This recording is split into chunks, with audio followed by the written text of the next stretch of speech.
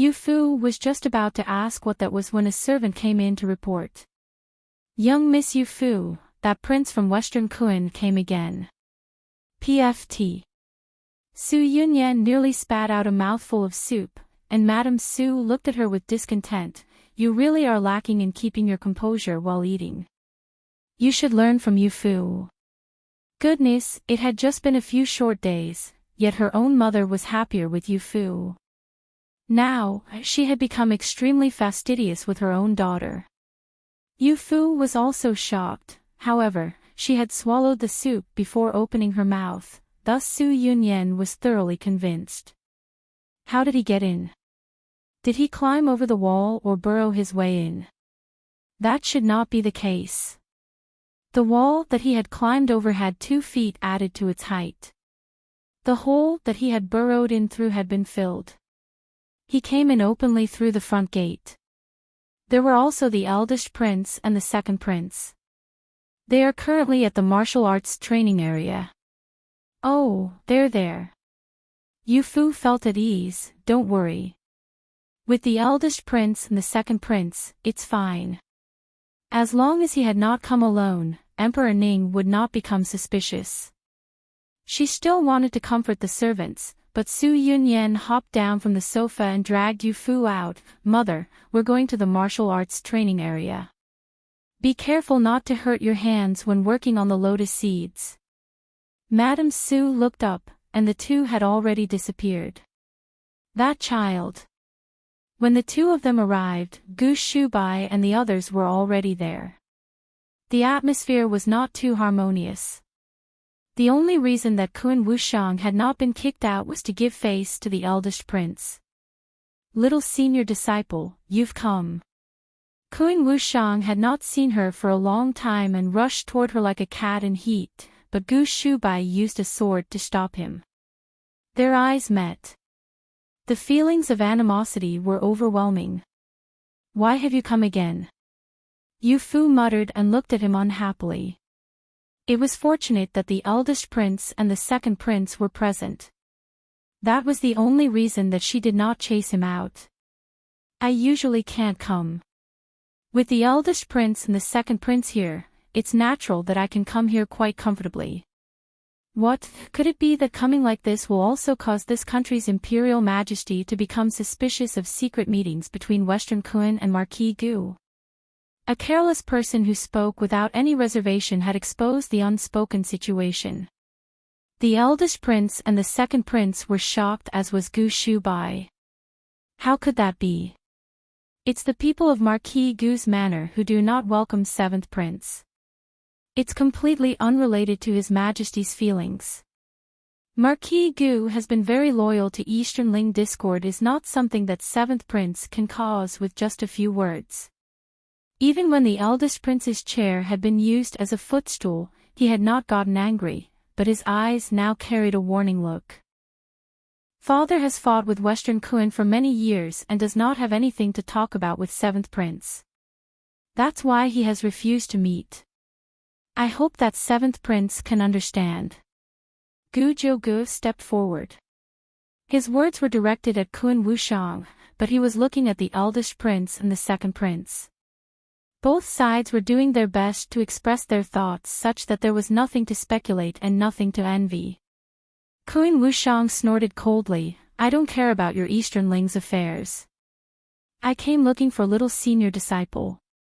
Have any of you bullied my little senior disciple, especially you? He jutted out his chin at Su Yunyan. What nonsense. Su Yunyan was shocked. At first, she wanted to ask how he knew but changed it at the last second. Something was off. How did he know that she and Yu Fu previously did not get along? Gu Shubai furrowed his brow. He too was thinking about this question. Little senior disciple, say, did she bully you? If anyone bullied you, regardless of what Master said, I will immediately be bringing you back to Immortals Valley. What was the deal with Kun Wushang? Did Yu Fu have a face that made her look easy to bully? Everyone in Marquis Gu's manor loved her a great deal.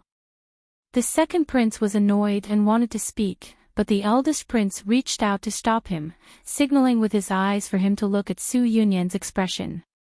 Evidently, Kun Wushang's words had not completely missed. This related young miss had definitely bullied Yu Fu. It was just that things were better now. That was why she had such an awkward expression. Nobody bullied me. I am doing very well. Don't come back. Yu Fu said this and turned to the eldest prince, Brother Yizhao, second prince. The next time that he pesters you to come to Marquis Gu's manor, just ignore him. Why ignore me? Little senior disciple, aren't I doing this for your sake? You're really wronging a kind-hearted person. Yu Fu shot a fierce glare at him, and the latter shut his mouth. All right, then I'll leave. Is that fine? This is for you. Master said that you like grass-scented bath beans. I managed to find some after a difficult search. After saying this, he retrieved a small golden box from his sleeve. Sure enough, the scent of grass was leaking from it. Today, he had gone to the hunting ground on an invitation from the eldest prince.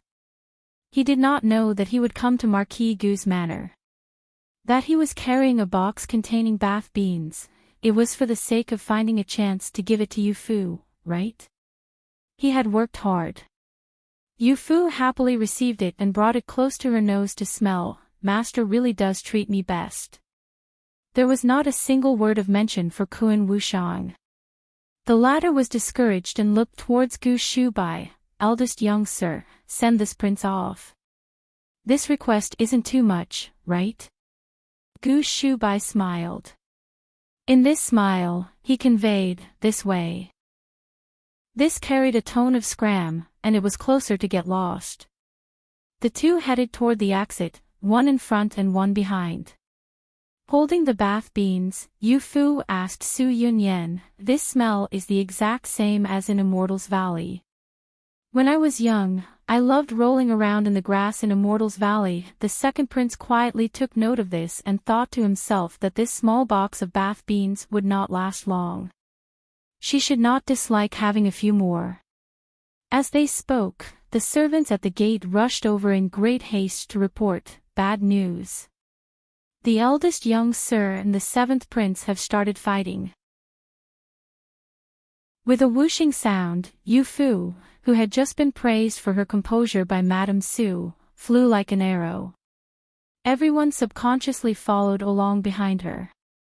If it came to Kun Wushang starting a fight, they were not the slightest bit surprised. That was a guy who did not care about anything. How could he possibly have the bearing of a prince? But Gu Shubai was different. He very rarely even got angry at others. He was the perfect heir of a noble family. He was polite and never caused problems. What had Kun Wushang done that could make Gu Shubai start fighting with him? Eldest brother. Yu Fu shouted while running. Outside the main gates of Marquis Gu's manor, the stunning sound of swords clashing could be heard. Those with training could tell that neither side was holding back. Hearing Yu Fu's voice, Gu Shubai suddenly stopped, and Kun Wushang took this chance to attack his waist. All that could be heard was Su Yunyan inhaling sharply. In a flash, Gu Shubai bounced up from the ground and avoided his sword. With a turn of his sword, he brought it to Kun Wushang's throat. Shubai. The eldest prince spoke out to stop him. Seeing Gu Shubai filled with murderous intent, it seemed very likely that he wanted to kill Kun Wushang. Killing him was a trivial matter. The relationship between Eastern Ling and Western Kun was not. Kun Wushang provocatively looked at him. What, are people not allowed to speak the truth? This prince entered Immortals Valley at the age of 15. At that time, Yu Fu was only 6. The relationship that we share is not something that you can compare with. So they were fighting over Yu Fu. Sheathing his sword, Gu Shubai mockingly looked at him. The relationship is good. It's so good that Yu Fu doesn't even want to let you in. You! How treacherous! He clearly knew that Yu Fu did not let him enter Marquis Gu's manor only because she was worried that Emperor Ning would become suspicious, did he not? In front of the eldest prince and the others, Gu Shubai was certain that he would never dare to reveal such a thing. He could only suffer this loss in silence. I won't be seeing you off. Humph. Kuin Wushang flicked his sleeves and left, leaving everyone in a daze. Eldest brother, even Gu Jiugu was afraid of seeing Gu Shubai like this. Yu Fu, however, dared to step forward and miserably tug at his sleeve. With her calling out, his expression immediately returned to normal. You must have been scared, right? She shook her small head. No matter how her eldest brother became, she would not be afraid. I've been disrespectful, eldest prince, second prince. Yu Fu and I have something to talk about and will not be keeping you company. Saying this, he picked Yu Fu up and quickly disappeared. I seem to remember eldest brother saying something about boys and girls should keep their distance. Gu Yi was so shocked that his eyes almost popped out of their sockets. Why is it that I can't even have a piece of her clothes, yet he can carry Yu Fu? You're a young child. You don't understand. The eldest prince smiled warmly, then looked over at Gu Jiugu and the others, sharing a tacit understanding. The second prince furrowed his brow. So Gu Shubai not wanting to marry Princess Danyang, it was because of Yu Fu. If Danyang knew about this, she might completely destroy the imperial palace.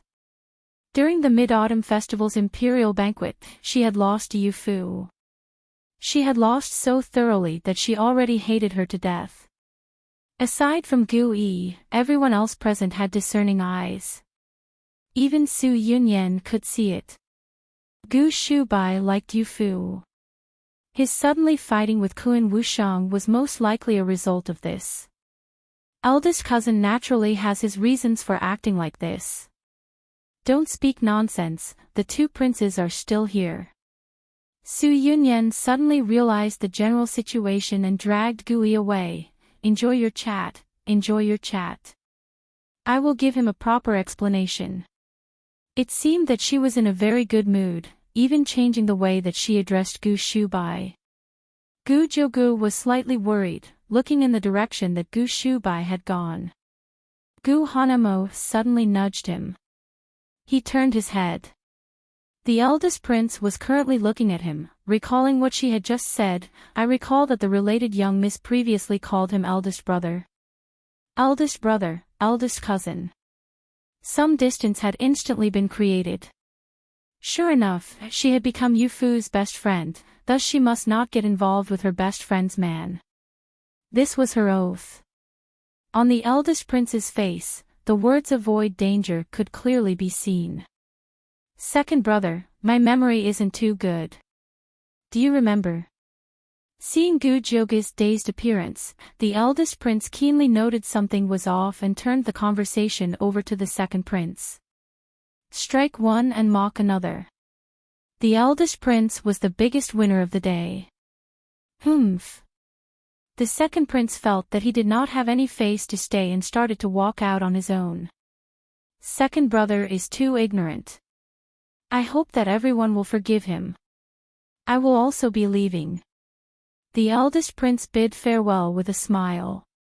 In a rare occurrence, when everyone had finally left, Gu Hanamo spoke up. Eldest brother was too impatient this time, starting a fight in front of the eldest prince and the second prince. He helplessly shook his head. Nobody in this family allowed him to have peace of mind. Gu Xiang said in a daze, what does third brother mean? Did you all know that eldest brother liked Yu Fu? I'm saying, that sort of like. Ha. Gu Wenqing let out a sigh, this is also fine. This will keep His Majesty from trying to play matchmaker, leaving both of them feeling uneasy. The two of them. Gu Jiugu's eyes were blazing like fires, staring closely at Gu Wenqing. Oh no. He had carelessly revealed Yu Fu's little secret. Second brother, I'll go and take a look to keep anything from happening. Gu Wenqing ran off in haste and nearly fell to the ground when he tripped. What happened today? It was a complete mess. Gu Hanamo irritatedly pulled out his sword. I'm going to train. There will naturally be a conversation when father returns. From beginning to end, he was the only one without wishes or desires. This left only Gu Jiugu and Gu Xiang, and the latter let out a dissatisfied snort. Eldest brother is too much, only allowing the officials to set fires but not letting the civilians light candles. Next time, I also want to carry Yu Fu. Gu Shubai carried Yu Fu while walking with urgency. After arriving outside the western wing, he put her down in the corridor. It was already winter, and there was a bit of ice on the wooden benches. As soon as Yu Fu's butt touched it, she hopped back up and hung from his neck. Her movements caused a smile to momentarily appear on his face. Eldest brother, as long as you are smiling, it's fine. Why did you and Kun Wushang start fighting earlier? Being so impatient was not at all like Gu Shubai's usual self. Instead, it was more like when Gu Xiang and the others had beaten up Gu Changxing and his brother at the school. Humph. That Kun Wushang was raving about some things and said some things that were completely lacking in integrity. I had to teach him a lesson. What sort of things? Yu Fu looked very curious. She hung from his neck and swayed side to side, urging him to quickly give her a response. Gu Shubai's white face turned slightly red. Who knew if it was from anger or embarrassment? His voice felt a bit quiet, and his eyes looked foggy. He said that he had seen you bathing. Is this true? Yu Fu's face immediately turned bright red. He's lying. Eldest brother would even believe this. If he dared, Master would have beaten him to death. Aside from feminine reservation, she began to refute this question without a second thought for fear of Gu Shubai misunderstanding. That scoundrel actually dares to spout such nonsense to you while I'm not there. Did he say what year, what month, and where this happened? When you were 6 and in a small creek in Immortals Valley. Ah, Yu Fu carefully thought back. Too much time had passed since she was 6, and she could not recall very clearly. Whether or not Kun Wushang was lying, she could not say for certain. When she was young, she had indeed bathed in small creeks. It was not just her. Her fellow disciple sisters had also done the same. The older ones would pump water to wash inside. Not to mention the effort, but it was also not fun. Yu Fu and the younger ones were completely unable to understand why they would do this. It was only in the past few years that they began to understand. Gu Shubai suddenly smiled. Forget it. At 6, it's hard to tell if the body belongs to a boy or a girl. That Kun Wushang was out of ideas and used this to provoke me. Not to mention when Yu Fu was 6, but even now, her body was still emanating an aura of childishness, especially when she was wrapped up in so many thick layers. The front of her body resembled a vast plain. Gu Shubai felt at ease, completely oblivious to the holes in his argument.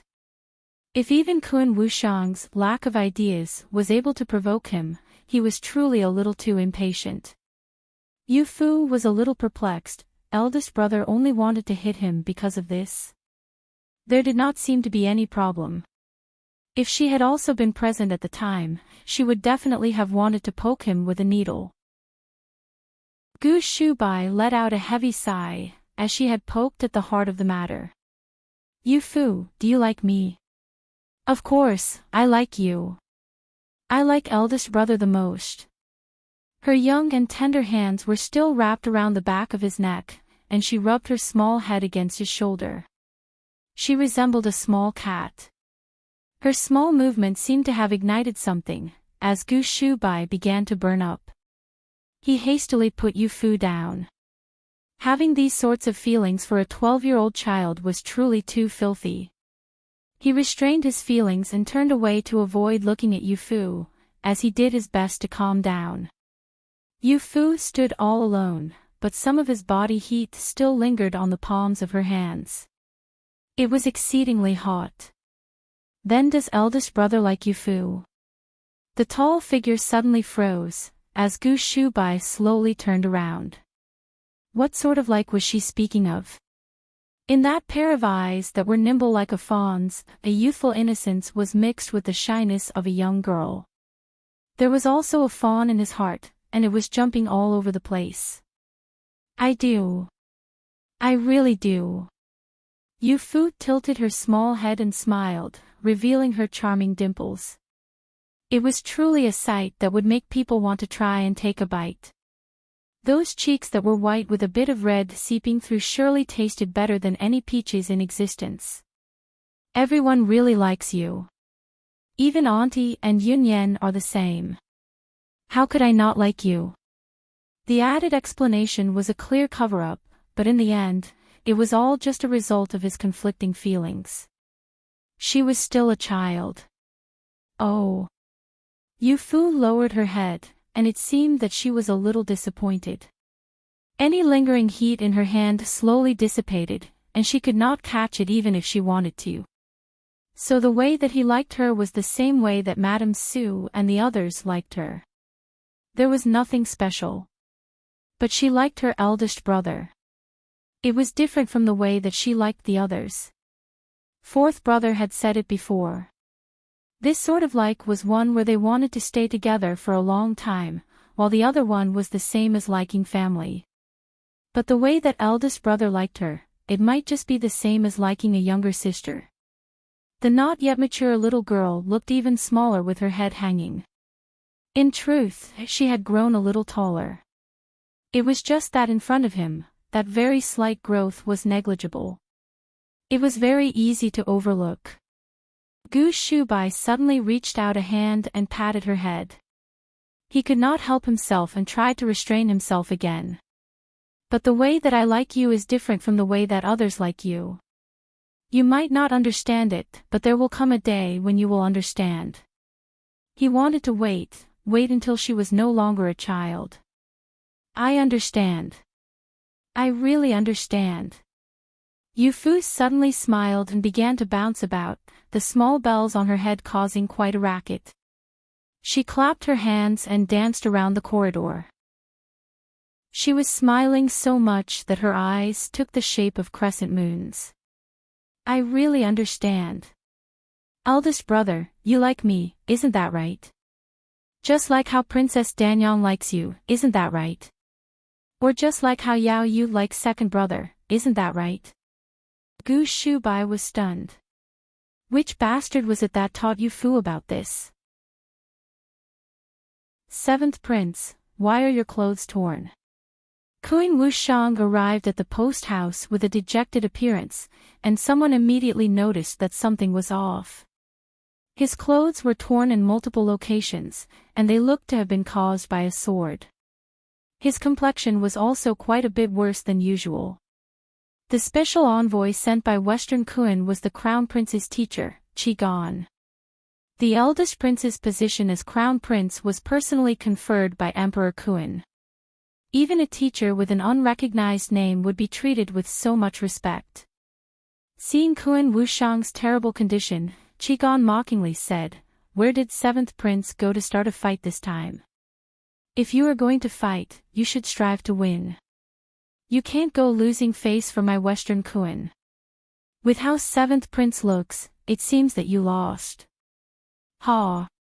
Everyone laughed raucously without much respect for Kuan Wushang, the Seventh Prince. A prince born of a beauty who was cast aside in a place like Immortals Valley for many months at a time and found it fun, just how great could he be? In the future, as long as he curried favor with the Crown Prince, he might even be lucky enough to become a lord. Kuan Wushang coldly looked around the group, and their haughty laughter suddenly stopped. Qi Gan, are these the rules that eldest brother taught you? He was the dignified teacher of the Crown Prince. He was the one who taught. When had he ever been taught by the Crown Prince? Qi Gan had lost face and took a step forward. Just as he was about to begin ranting, Kun Wushang pointed a sword at him with a smile. The smiling and carefree expression that he had while at Marquis Gu's manor instantly became mature and ruthless. Seventh Prince. The blade that emanated a green glow was just 3 inches away from his eyes. Since Kun Wushang had been studying in Immortals Valley, who knew just what sort of poison coated his blade? The horror caused their teeth to clatter. Lord Qigong, it would be best if you understood that no matter how lacking this prince might be, there's no room for you to mock me. If you don't know how to behave, I fear that the special envoy dying in Eastern Ling might be more in line with Father Emperor's goal of provoking a war. What do you think? Yes, no. This lowly official knows my mistake. This lowly official won't dare to do it again. Qigong meekly kneeled on the ground and kowtowed to Kun Wushang while repeatedly pleading for forgiveness. At present, the one standing in front of him was not the Kun Wushang of lowly birth. Instead, it was a demonic Azura who was absolutely frightening. Come in. While in a bit of pain, he quickly swept the corners of his robes to the side and brushed by Qigong's face. Only Kun Wushang and Qigong were in the room. He casually said to sit, then went behind a screen to get changed. Not long later, he walked out wearing a brand new orange robe. It was clear that he was the child of a wealthy family. His eyes, however, seemed to be exceedingly profound. Did you think that this prince came to play in Eastern Ling just on my master's orders? Since you know that Father Emperor wishes to use the envoy as a reason to start a war between the two countries, could it be that you still don't understand why this prince has been spending every day going to Marquis Gu's manor? Gong Qi suddenly seemed to recall something. Could it be that you were using young Miss Yu Fu as an excuse to inquire about Marquis Gu's manor situation? Kun Wushang could not be bothered to talk about this with him and just glanced at him. The guard at Marquis Gu's manor changes once every 2 hours. The patrolling guards change once every 4 hours. The martial arts training area, the study, and the main hall are all part of the front yard. I will draw a map for you later. You should know what to do. He spoke with certainty and without any doubt. Qigong's eyes instantly lit up. Seventh Prince, so while it looked as if you were going to mess around at Marquis Gu's manor, you were always observing these sorts of things. This lowly official admires that. But since this is the case, why not just kidnap young Miss Yu Fu directly? Wouldn't that, impudence? His gaze was dangerous, and his face was dark and frightening. With the status of Sun Qi, the deity of medicine, even Father Emperor must treat him as an honored guest upon seeing him. The disciple that he loves the most, you would dare to touch even a hair on her body. Qigong shuddered in fear and hastily said that he did not dare. He was also just saying it. With how tight the security was at Marquis Gu's manor, even sending people in to investigate a little was very difficult.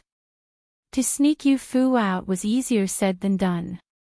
Inadvertently startling the enemy and delaying official matters would not be good.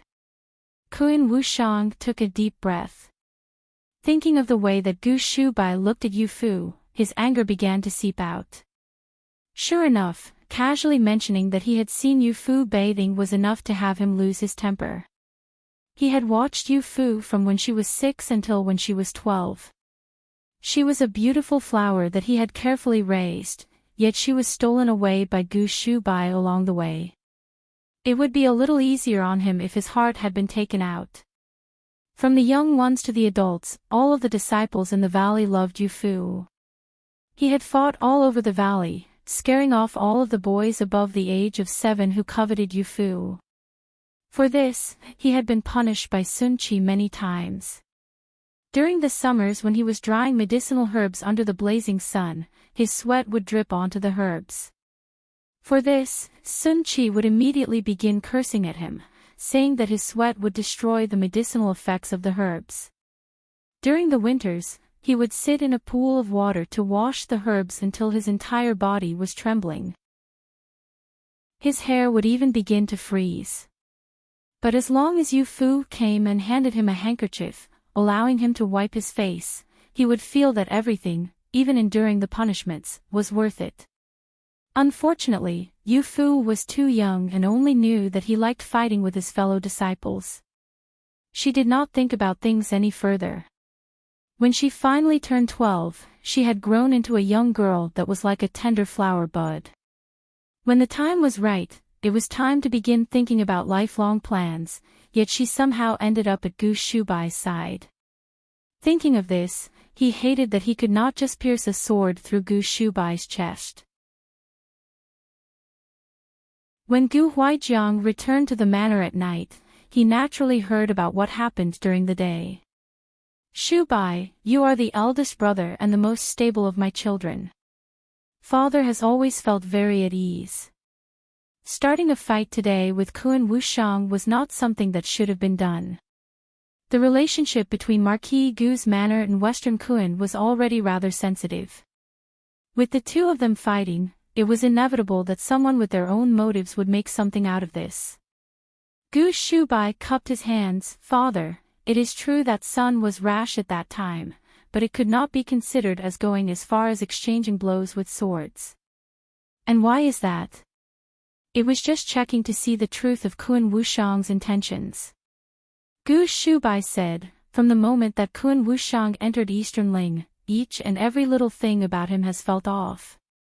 He was not on the list of special envoys sent by Western Kun, yet he appeared right when we needed gelsemium flowers. He clearly knew why we did not like it when he comes to Marquis Gu's manor, yet if he truly was, as he said, doing it for Yu Fu's sake, he would not repeatedly try to break in. If Marquis Gu's manor ended up being dreaded by His Majesty, not only would it implicate Yu Fu, but it would also make her unhappy." Gu Huaijiang thought for a bit then nodded. "I sent someone to investigate him. His mother in Western Kun's imperial harem is not favored, and her position is even worse. As a result, Emperor Kun also does not show him any favor. That is why he sent him off to Immortals Valley before he became of age. If he really was completely heartless, it might be that he could not survive until the age of 15. That's right. During the struggle for the position of Crown Prince 2 years earlier, one prince died and 2 were exiled. Aside from the Crown Prince, Kun Junhue, Kun Wushang's ending can be considered the best. I want to know if he's really lucky or if he's just hiding his tracks." Gu Huaijiang went from angry to smiling. "Then your exchange with him, what did you see?" "I pretended to lose my composure in anger and attacked at his vital points. He too pretended to be forced to fight back, as he attacked at my vital points. If I was holding back 30%, he was holding back 70%. Gu Shubai was holding back to test him, but why was Kun Wushang holding back? Unless it was to hide his true strength. He had observed the reactions of the eldest prince and the others, and nobody suspected anything.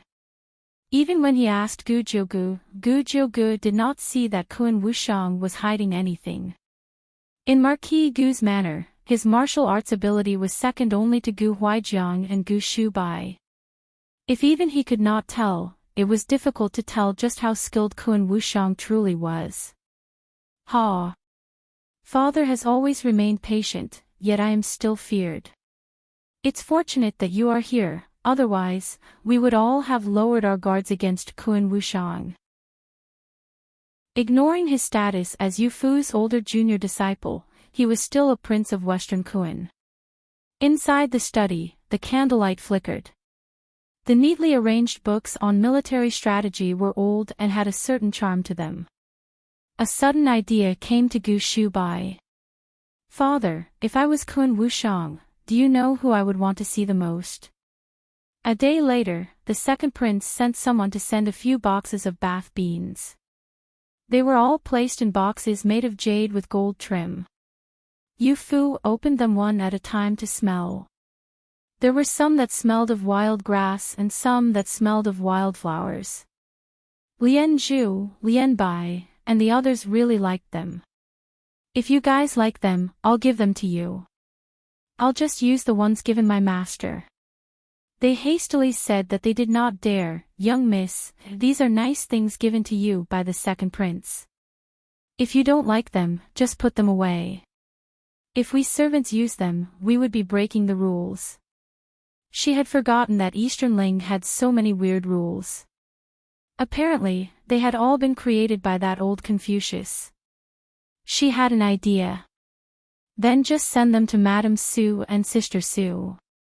If you guys can't use them, they should be able to use them, right? Yes, this servant will send them to Lotus Courtyard immediately.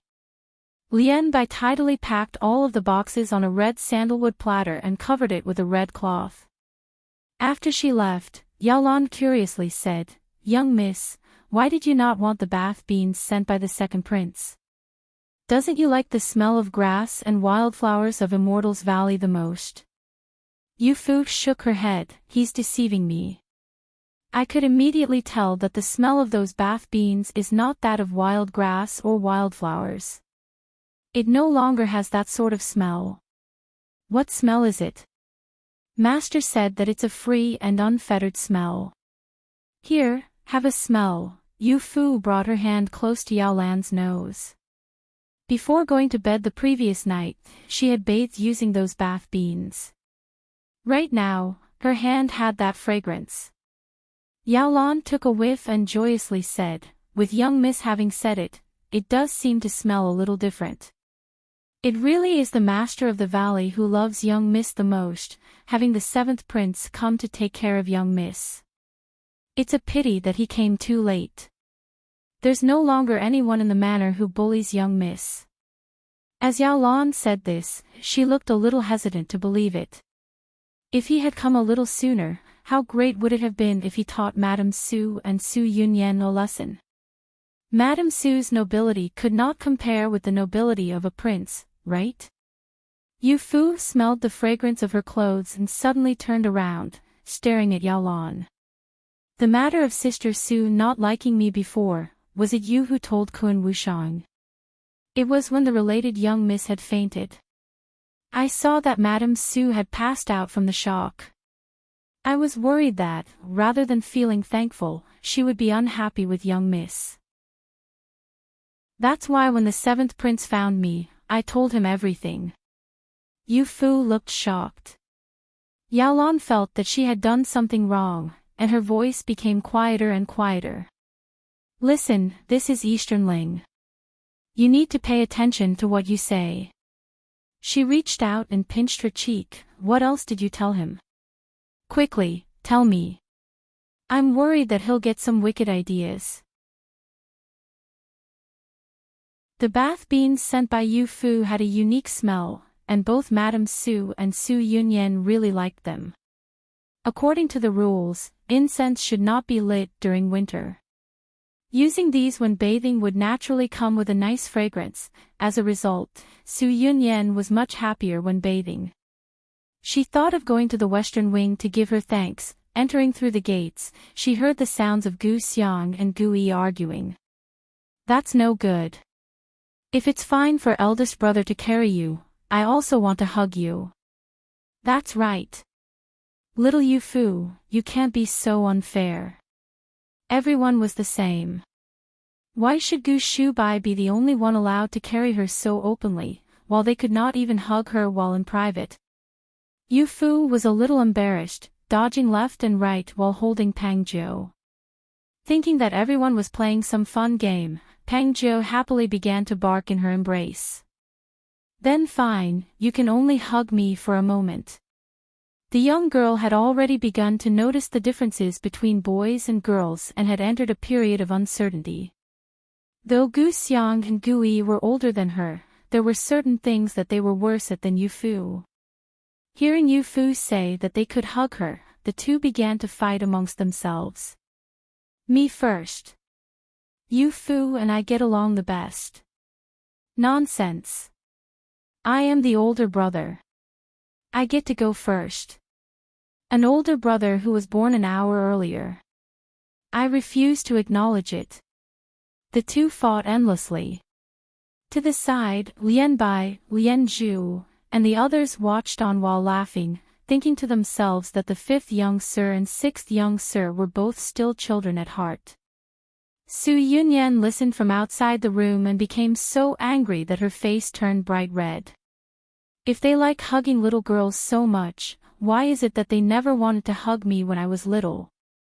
Bastard sickly sprout, do you really like Yu Fu that much? She spoke to herself, as her eyes began to turn a little red. When they were young, Gu Yi was not very healthy. While Gu Xiang climbed trees to pick persimmons, Gu Yi would eagerly wait on the ground. When he grew anxious from waiting, he would also try to climb the tree. Unfortunately, he did not have the strength to do it. The other children in the extended Gu family would bully him for his poor health. Below the tree, they would gather around and yell about his sickly appearance. It was fortunate that Su Yunyan was nearby, as she rushed forward and chased the other children off. As long as they were sons of the Gu family, nearly none dared to bully the girls. They knew just how much the adults of the Gu family doted on their daughters. At first, she thought that Gu Yi would be thankful, but who knew that he would laugh and call Su Yunyan a tomboy for scaring the other children off. Su Yunyan was absolutely furious and also began to call him sickly. Like this, the two started arguing under that tree. Sickly sprout, tomboy. It had been 10 years since they first started shouting at each other like this. She originally thought that returning this time, she would be able to be close with Gu Yi like they were as children. Who knew that with Yu Fu here, he would completely forget about her. He would intimately call Yu Fu little Yu Fu while calling her by the disgusting nickname of tomboy. Su Yunyan wiped away her tears and entered the room. Sickly sprout, what are you doing? The room was warm and toasty, and Su Yunyan had been standing outside in the cold for a while. Upon entering, her eyes and nose were both red. Lian Bai and the others thought that they were red from the cold and quickly invited her to sit in the warmest place. Sister Su, quickly sit. Yu Fu waved to her, but Su Yunyan did not move. She just stared at Gu Yi in a daze. Say, what are you doing? Gu Yi could sense some heat from her tone, and it was a spicy heat. I'm playing around with Yu Fu. What are you suddenly throwing a tantrum for? He did not do anything to make Su Yunyan mad, right? What are you playing at? Su Yunyan did not give an inch, and Gu Yi took a step back in fear. Gu Xiang hastily moved to Yu Fu's side. Reaching out, he moved the platter of fruits on the table a little closer to nibble on seeds. It's nothing. It's just hugging her. Is that not fine? Fine. Su Yunyan took a deep breath and thought back to the scene of Gu Shubai picking up Yu Fu with a blank expression.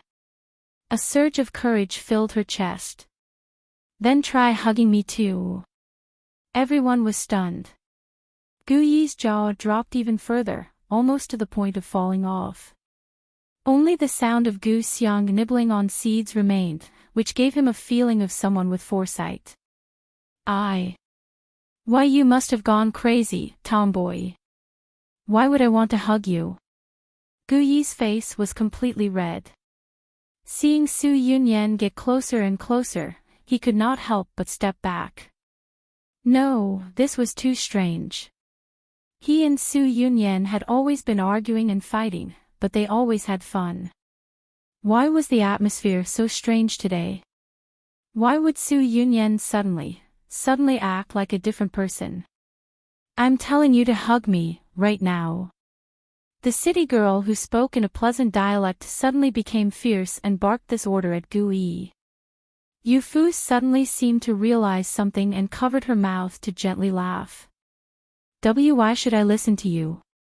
Gu Yi had been forcefully suppressed, and his words were coming out in bits and pieces.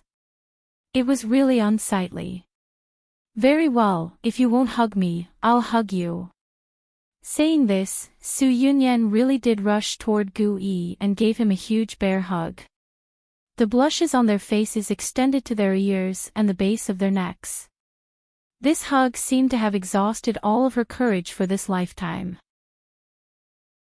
The maidservants exchanged looks, as they never thought that a day would come when the related young miss and the sixth young sir, who usually fought the most, would blush so fiercely while hugging.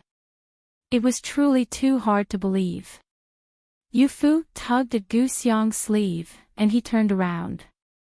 Picking up a handful of seeds, he quietly snuck out of the room with Yu Fu. The maidservants copied this and followed them out, leaving only Su Yunyan and Gu Yi in the room. Crack, crack. In this dead silence, the sound of Gu Xiang eating seeds was exceptionally noticeable. The 11th month was Gu Huaijiang's birth month. Unlike previous years, the manor was currently planning a big party. Not only had he himself invited a number of officials from court and their families, but he had also given the remaining invitations to the various courtyards of the manor, allowing the children to invite their friends. Lotus Courtyard also received quite a few invitations. Madame Su previously had many friends in the capital. Now, they had become venerated members of various manors in the capital and spent their days leisurely playing with their grandchildren. While filling out the invitations, she suddenly let out a sigh. "Mother, what's wrong?" Su Yunyan was thinking about her good friends in the capital when she suddenly heard Madame Su sigh and thought that something had gone wrong. For example, an old friend no longer being around.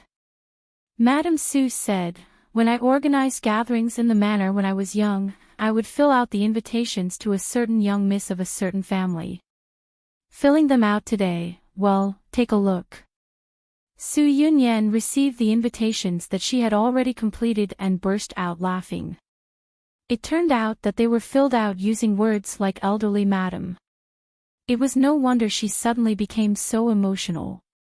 "You're still laughing? Wait until you get married. After a year or two, when you have given birth to a son or daughter, won't I have also become an elderly madam?" Mother Su Yunyan often heard her mention this sort of thing, thus she had never taken it to heart. Acting a little spoiled, she picked up the invitations and stood up. "Where are you going?" "I'm going to look for Yu Fu to ask if she knows any of my friends. If there are any that do not get along with her, I won't invite them."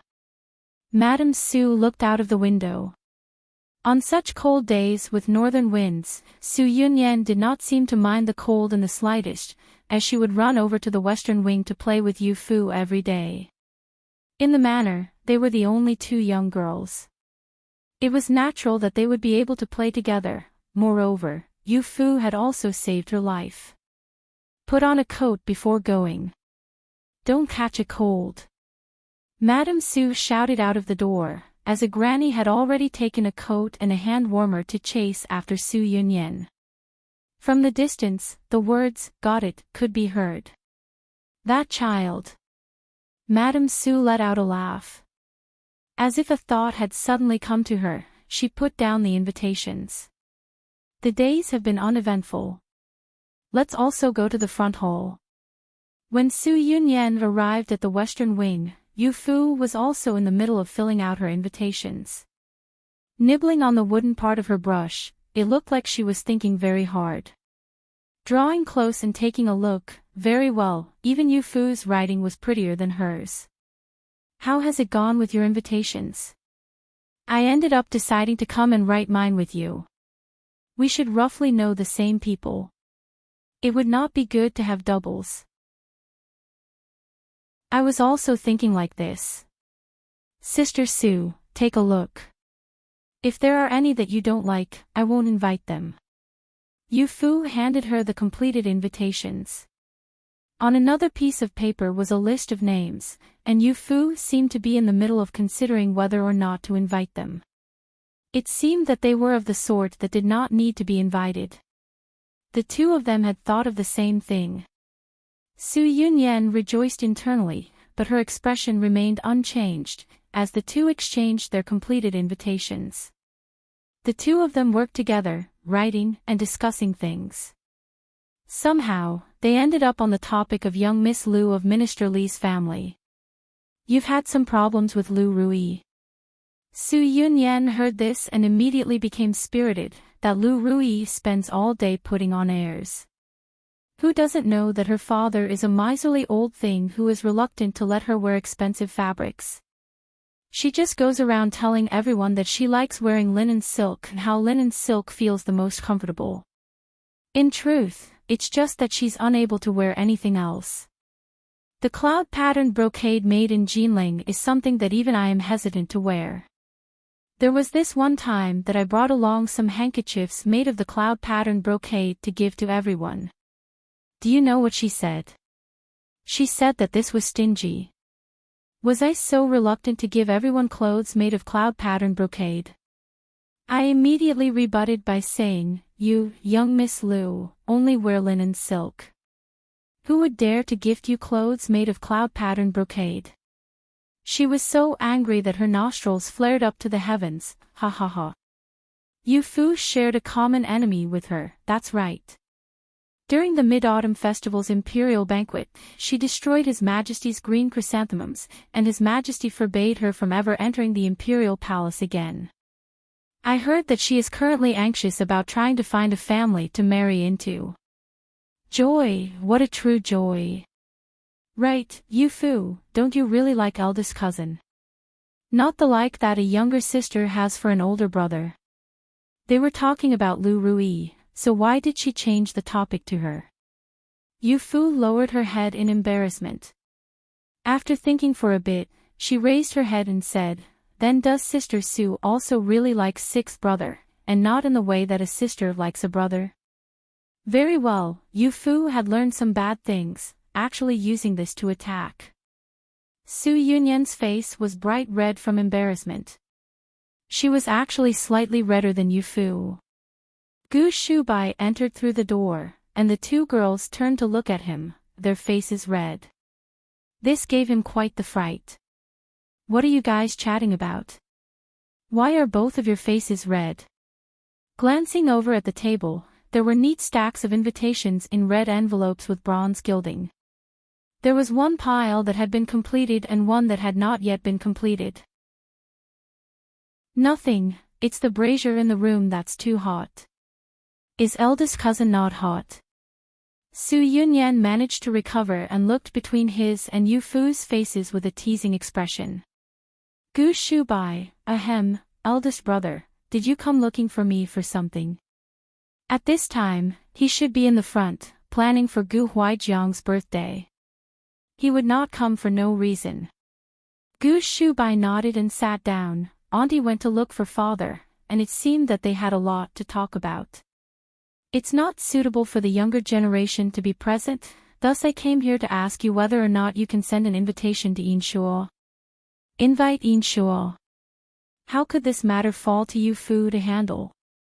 Didn't head general tell us to be careful of him? I recall that eldest brother also hated him a great deal. Why would you invite him as a guest? Gu Shubai smiled, his eyes shining, as he reflexively patted Yu Fu's head. It's because I don't like him that I want you to invite him. Word of Marquis Gu's manor holding a large birthday party spread around the entire capital. He usually kept a low profile, but when he made things high profile, it really did not fall short of his status as the head general. It was a truly mighty showing. Hearing that there were maidservants and grannies who had sent invitations to the Prime Minister's manor and that the one invited was Yin Shua, the people were even more intrigued. The only one in Marquis Gu's manor to make use of maidservants was young Miss Yu Fu. Apparently, a Madame Gu and a related young miss also come from Jinling to visit family. Naturally, it was impossible for Madame Gu to invite someone from the younger generation, thus a question arose. Which young miss had invited Yin Shua? Nothing could be seen from the outside of the double-sided invitation, however, it contained writing that could only have come from a girl. Mixed with its beauty was a bit of a free and floaty feeling. Only a girl raised in a mortal's valley could have writing like this, right? He could not stop the corners of his lips from slightly curling up into a faint smile, however, it was not at all like the fake smile that he usually had. This one looked particularly joyful. When Yin Jiao walked into the room, this was the scene that she saw. This eldest brother of hers was putting on a rarely seen earnest smile. He finally seemed to have a bit of a human quality. He was no longer like a golden sculpture with his fake and wooden smile, yet there were still countless devotees who came to prostrate before him. Eldest brother, what are you smiling at? His smile instantly disappeared from his face, as he looked toward Yin Jiao, who had just entered the room. The older you get, the less proper you become. Who let you into the study without even knocking? Yin Jiao's face became a little paler. I'm sorry. I forgot. It was father who told me to come, saying that eldest brother and I would be going to Marquis Gu's birthday banquet. Hearing Yin Yan's name brought up, his difficult-to-read face became apathetic once more. Yin Jiao cautiously stepped forward and glanced at the invitation, and a thought immediately came to mind. It's young Miss Yu Fu from Marquis Gu's manor. Yin Shuo expressionlessly placed it inside his sleeve with great reverence. What does father want you to go and do? Everyone understood the goal very well, and Yin Jiao knew that he was asking about the method. Father's intentions, Gu Jiugu. Father really knows how to pick them. Of the 6 young sirs in Marquis Gu's manor, aside from Gu Shubai, Gu Jiugu had the most responsibilities. But he was also the one surrounded by the most women. You need to be careful. Gu Jiugu is not as easy to get near as it may seem. He just happened to be born with some attractive eyes. That's all. Yin Jiao usually trusted him greatly, but this time, she did not pay it much mind. But I heard that Gu Jiugu has all sorts of girls gathered around him. There are girls from noble and wealthy families, and there are all manners of performers. If I can't even compare with those girls, how could I be worthy as a daughter of the Yin family? Her tone carried a hint of delight, and Yin Shuo could not help but look her over. In all fairness, among all of the daughters of noble and wealthy families in the capital, Yin Jiao's beauty and talents could be considered first class. Yin Yan very rarely let her go out, except in cases of necessity, when he would send her out like bait. Yin Jiao had never let them down, not disappointing the efforts that Yin Yan had put into cultivating her from childhood. He suddenly smiled and shook his head. Just be a little more careful. Yin Shuo very rarely smiled at her, and it was even rarer for him to say this sort of thing to her, thus Yin Jiao's smile blossomed. Then I'll be going back to get ready first. I won't be disturbing eldest brother. She fluttered out like a pretty butterfly, her snow-white sleeves whirling and revealing a bit of joy. Yin Shuo looked at her parting figure, and the faint hint of warmth in his eyes dimmed. In the end, they became even colder than ash. Gu Shubai inviting this prince definitely has some bad intentions. Kuin Wushang toyed with the invitation between his fingers. Eastern Ling's people focused so much on these formalities, even being so meticulous with sending invitations. It was like a meticulously planned feast at Hongmen. Then will 7th prince go or not? Qigong stood at the bottom of the stairs, politely asking him with a smile. The special envoy from Western Kun had been treated as guests of honor by Emperor Ning, however, they did not receive a single invitation. Everyone said that Eastern Ling's people paid particular attention to face, yet Gu Huaijiang just did as he pleased. He had invited just about everyone in the capital, yet he had not invited them. It was truly infuriating. If Kuin Wushang did not go, they might be able to take this invitation and use it. Who said that this prince won't go? He let out a cold snort and sat up straight. Marquis Gu's manner said that Gu Shubai was specifically instructed to send this invitation because of the fight. If I don't go, what excuse can I use to go to Marquis Gu's manor in the future? They had only just begun getting close to the extremely secure Marquis Gu's manor, so how could they give that up so easily? Qigong opened his mouth, but Kuan Wushang irritatedly squinted his eyes at him. With this prince going, what is there for you to feel uneasy about? With you guys also going, it would be a pain. Just obediently stay at the post house. After saying this, he hopped up from his seat and strolled out. Outside, a whistling wind blew, and the weather could not be considered good. Who knew what the weather would be like on Gu Huaijiang's birthday? Kun Wushang held the invitation and took a couple of looks at the dim sunlight with squinted eyes, the golden light continuously changing colors. Opening to the inner contents, it was a man's writing. Each stroke was precise, and it was perfect to the point that no flaws could be found. If writing could describe a person, he dared to be certain that this had been written by Gu Shubai. If this invitation had been written by Yu Fu herself, how great would that have been? The corners of his mouth curled up, revealing a mouth of white teeth. Who cares? Either way, going will allow me to see Yu Fu. Ha ha ha. Tian, the title is a reference to a banquet held with the intention of assassinating a guest. In the original case, it was Xiang Yu hosting a banquet at Hongmen to kill Liu Bang. Little Yu Fu, you. On the day of Gu Huaijiang's birthday banquet, in front of Marquis Gu's manor, the sound of beating drums filled the air along with the explosions of fireworks. With his change from his previously cold and aloof attitude, he distributed invitations to the sons and daughters of the manor, allowing them to invite guests. Those who came included the families of almost all of the government officials in the capital, members of the imperial family, and children of prominent families. Naturally, Emperor Ning did not want to miss out on this lively celebration. Not only did he have his children come to celebrate the birthday, but he also personally sent a gift. In front of all of the other guests, he provided Marquis Gu's manor with an ample amount of face. When Yu Fu appeared before everyone, Gu Wenqing, Gu Xiang, and Gu Yi were extremely surprised. What's wrong? Yu Fu looked down at herself. Her clothes today had been chosen by Su Yunyan. She was wearing a refined pink and purple ruchuan that had an embroidery of cherry blossoms covered in snow at the top. Could it be that it did not look good? Little Yu Fu, what are you looking down for? Look up. After the arrival of autumn, she very rarely wore ruchuan, as she was always wrapped up in a thick coat. Because she would be meeting with all kinds of guests, she suddenly got dressed up. The ignorant child had completely changed her image and had the style of a girl in her teenage years. However, her clothes were not the most noticeable change. It was her hair. Yu Fu looked up. With her eyes looking up, she looked quite silly.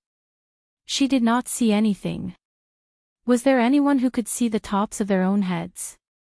After coming to this realization, she angrily and miserably said, "What's wrong with the top of my head? It's really making me worry. Fourth brother, quickly tell me." "It's nothing. It's just really pretty." Gu Wenqing could not hold back and wanted to feel her hair, but his hands suddenly froze just after reaching out, then awkwardly fell back down. If his eldest brother had seen this, he feared that he would need to deal with the consequences. Lian Zhu is really skilled at styling hair. This hairstyle seems to be pretty close to what you usually have, but the position is slightly different, so it's much more appealing. Gu Xiang could not hold back his praise. At the back of her hair hung two small golden ornaments. The way that it swayed with each step added to her grace. How can the credit go to Lian Zhu? It's because little Yu Fu is beautiful that any hairstyle would look good. Gu Yi casually touched the hair ornament. The dangling tassels were covered in gems, and they were cold to the touch. So interesting. Really? If you dare, say that in front of Yunyan. Gu Xiang teased him while removing his hand from Yu Fu's head to prevent him from being too careless. Gu Yi's ears instantly turned red. It really would be his twin brother. Ever since Su Yunyan had hugged him in the western wing, Gu Xiang would use her to make fun of him. He had truly had enough of it and shouted with a bright red face, "Even in front of that tomboy, I would say the same." "What would you say in front of me?" Su Yunyan came up from behind. Seeing Yu Fu, her eyes instantly lit up, as she spun her around once. "My eyes are quite good, right? These clothes suit you too well. The purple has a divine and lofty feeling that normal people couldn't possibly be fit to wear." Not only did she reach out to feel the ornament hanging from Yu Fu's hair, but she also felt the gems on the tassels. These were very fitting for the description of divine and lofty. It was no wonder that she saw Gu Yi and the others circle around Yu Fu to look at her. After she became of age in another 2 years, she would become the envy of every girl in the capital. Divine. Gu Yi had not reached the age of considering clothes and makeup. Hearing Su Yunyan mention it, he felt that it was quite reasonable. If you say it like that, it really is true. Yu Fu wearing these clothes really is like a goddess from the heavens. You really do know quite a bit. It's not that I know a lot. It's that a certain someone is so dumb that they don't know anything. Su Yunyan rolled her eyes at him. This great fool, he really did not understand anything. She, a girl, had already taken the initiative to hug him, yet he still did not understand anything. Could it be that he really did not like her? Based on a girl's sensitivity and restraint, she was now reluctant to mess around with Gu Yi. If not for Gu Huaijiang's birthday banquet, she did not even want to see Gu Yi. Having been suddenly called stupid, Gu Yi felt a little lost and scratched his head in confusion. Gu Wenqing and Gu Xiang exchanged a look and smiled. Su Yunyan's insult was not wrong. He did indeed not understand anything. The guests must have already arrived in the front. "What are you guys still standing here for?" It was a deep and sonorous voice. As they heard Gu Shubai's voice come from behind, they subconsciously turned their heads to look at him. He, Gu Zhougu, and Gu Hanamo arrived together. The 3 tall and handsome young men stood together, and any move that they made created a beautiful scene. Gu Shubai was at the center of that scene, and he was a most eye-catching existence. Gu Yi suddenly shouted, "Eldest brother is also wearing purple." Based on what Su Yunyan had said, those who could wear purple had a certain divinity. If Yu Fu was a little goddess, Gu Shubai was a banished immortal. One that fell into the mortal realm that possessed great fortune. Not only was he extremely good-looking, but he was also unmatched in civil and military skills. It was to such a degree that could only be accomplished by someone divine. Also, Gu Shubai slightly raised an eyebrow. Upon seeing Yu Fu's purple skirt, the corners of his lips revealed a smile. So this was what "also" meant. Eldest cousin wearing purple also looks very good. Su Yunyan was always reminding herself that there must be not expectations from a friend's partner. She must maintain a certain distance from the man that Yu Fu liked. However, she was lamely unable to avert her gaze. Looking over at Yu Fu, her face was like an ice sculpture. Her little face was smiling like a love-struck fool while she shook her head. Eldest brother looks good no matter what he wears. You know this. She is the one that I can't feel at ease about. Marriage is something that lasts a lifetime. Qian went to the main hall to invite Gu Huaijiang and heard Madame Su chatting with him about something. Hearing the tone, it was something about Su Yunyan's marriage. Gu Huaijiang replied in agreement, "Eldest sister's reminder is correct. If you didn't remind me, I would have neglected it again." Seeing Qian enter the room, Gu Huaijiang stood up and said, "The guests have waited for a long time. Let's go out first." Because there were so many guests this time, the male and female guests were separated into 2 sides, and a curtain was placed in the middle as a token divider. The area at the front was open and had a large stage built there. Yu Fu looked carefully and found that it was the same troupe as before. It must have been fourth brother who invited them. Yu Fu sat next to Madame Su. This set of seats was the one closest to the middle. In this set, aside from Su Yunyan, there was also the noble Princess Danyang. She sat next to Madame Su with a cheerful smile. This troupe is very good. During the Dragon Boat Festival, they also came to perform at the manor. There's a performer called Yu Guan.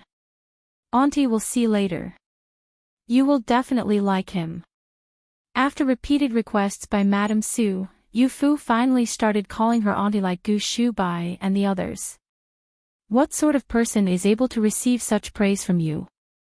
That Yu Guan, what play will he perform? What character does he play? Su Yunyan sat on Madame Su's other side, and the two began chatting around Madame Su. What a pleasure this was. The two sisters were together every day, yet there was always more to talk about. Madame Su helplessly shook her head. She looked like she wanted to rebuke them, but her eyes were filled with a doting love. Princess Danyang, pick a play that you would like to see, and they will perform it. The two younger ones were too preoccupied, thus Madame Su had to take care of dealing with the guest. Princess Danyang did not know Yu Guan and was unable to get along with the other two. She was feeling a little awkward, but her complexion recovered upon hearing Madame Su speak to her. This was the elder sister whom Gu Huaijiang respected, thus she naturally needed to show her respect. Many thanks, Madame Su. You are the elder, you should choose a play first. She remained dignified and raised her hand. The servant taking care of her to the side understandingly brought up the list of plays and was about to hand it to Madame Su when it was suddenly snatched away. Which one is it?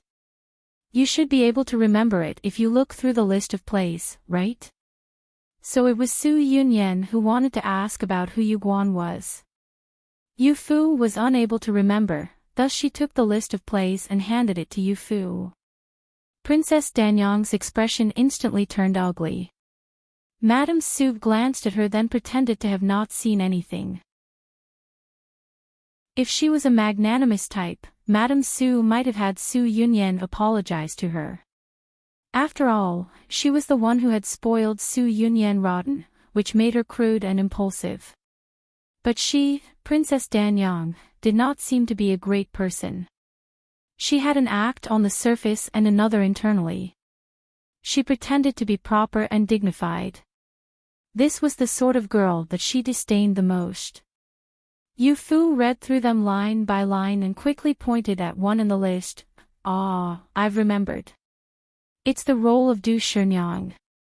The Du Shinyang of the play Peony Pavilion was a beauty full of tenderness with a kind soul.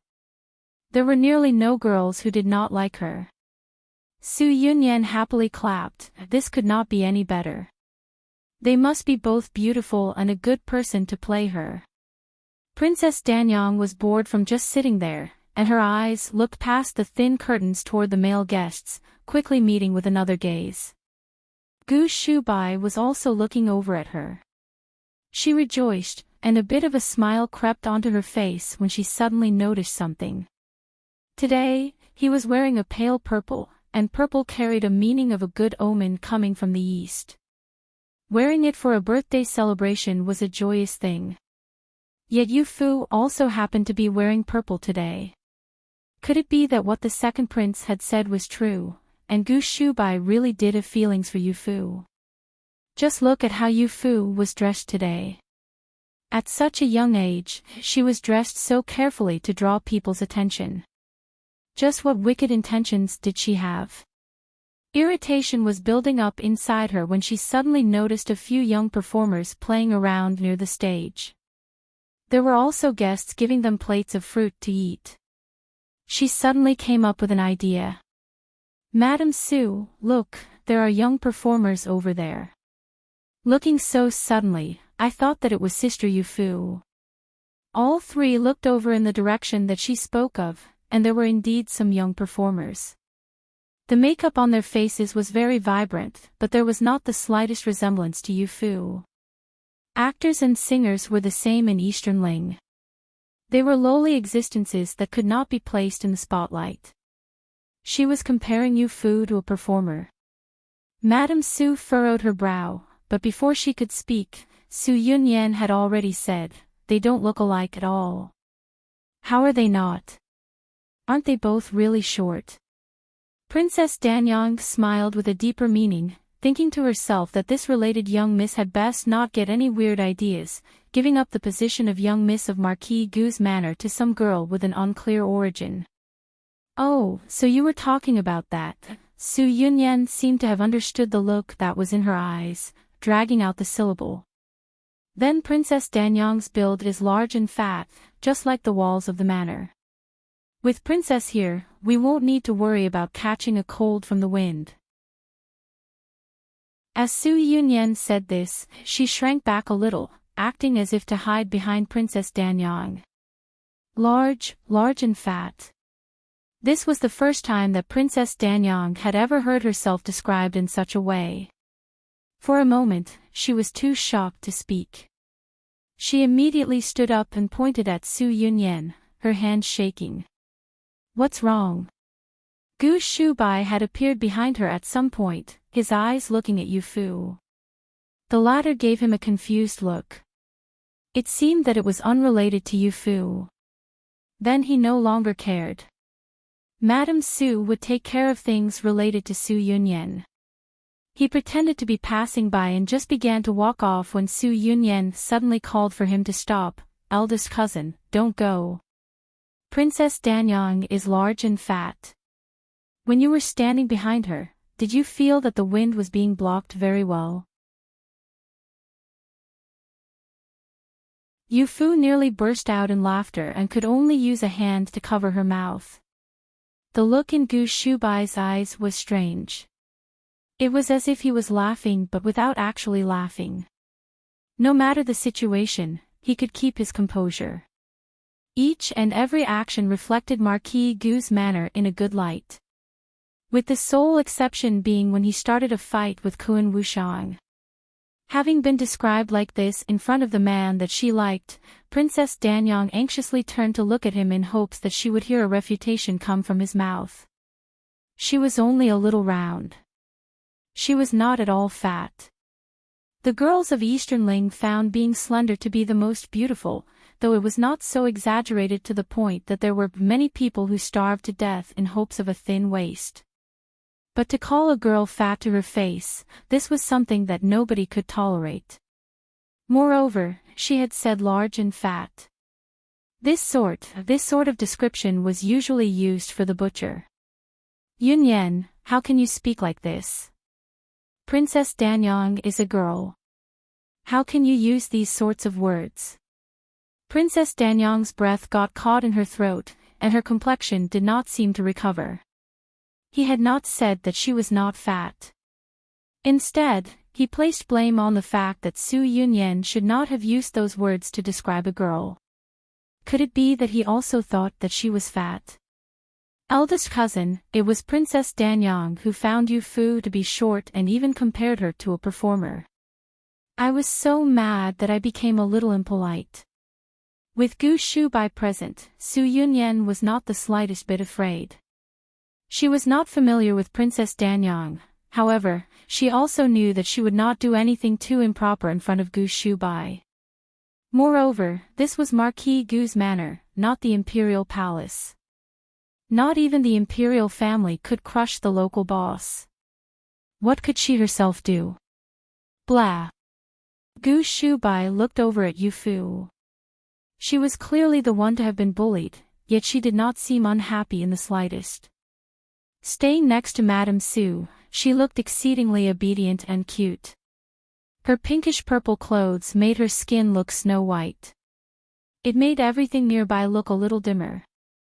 Madame Su noticed his gaze and could not help but glance over at Yu Fu, her eyes full of approval. Yu Fu was the youngest but was the most lenient of everyone present.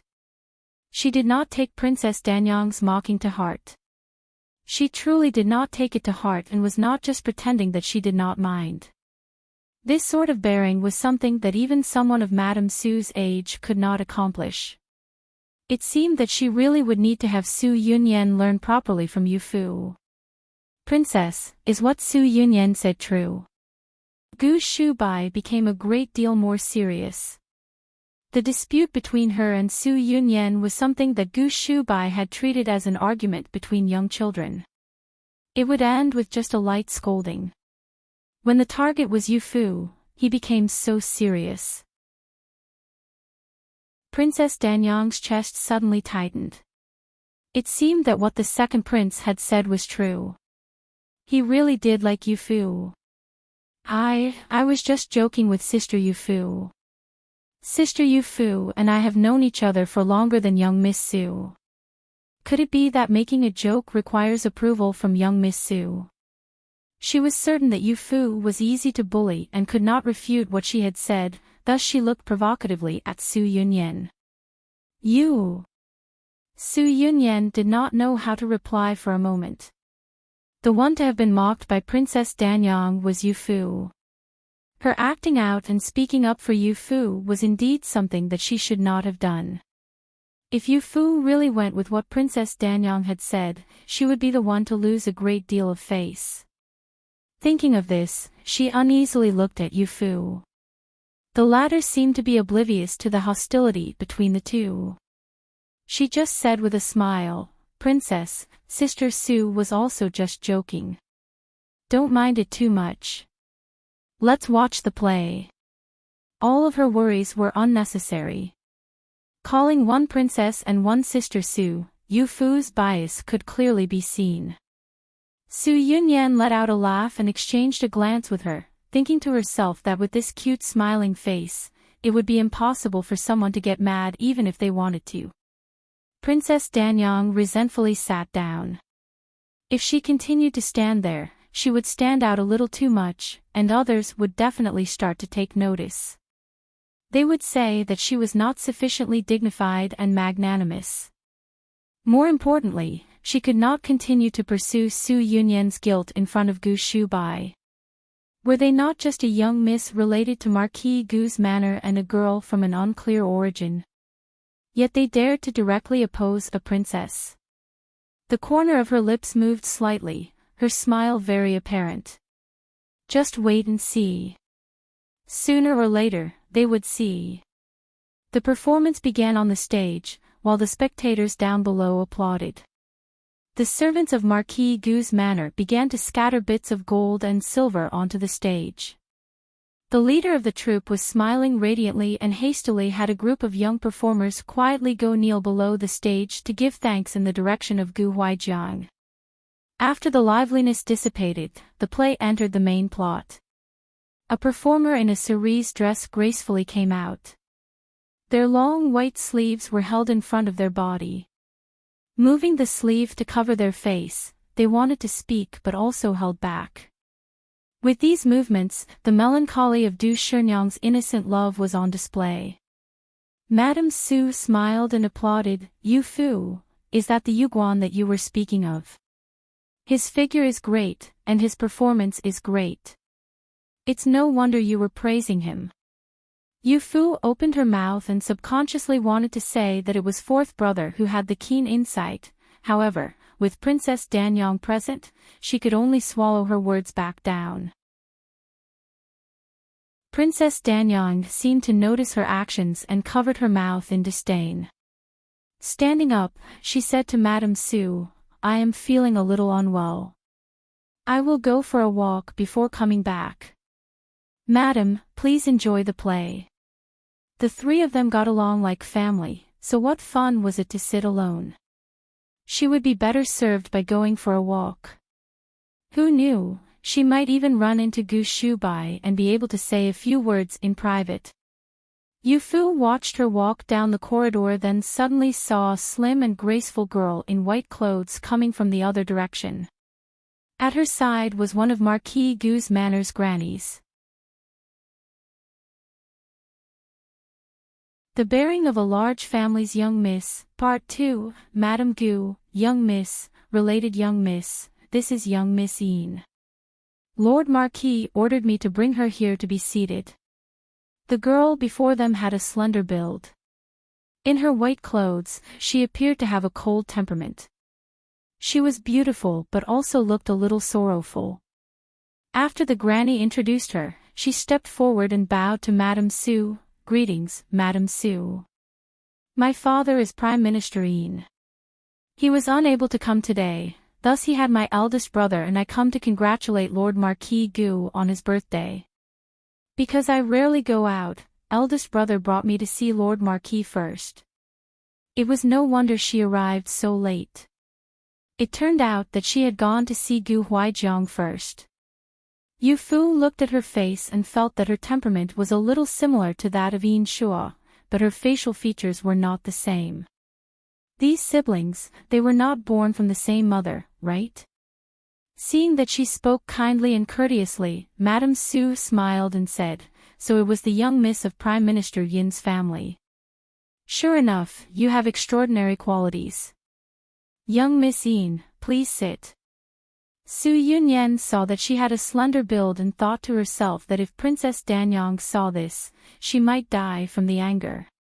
It was fortunate that she happened to just leave. Thinking of this, she could not stop herself from laughing. Yin Jiao carefully sat down where Princess Danyang had been sitting. Suddenly hearing Su Yunyan's laughter, she looked over in confusion. "Young Miss Yin, please don't mind. Sister Su isn't laughing at you. We were telling some jokes just a little earlier."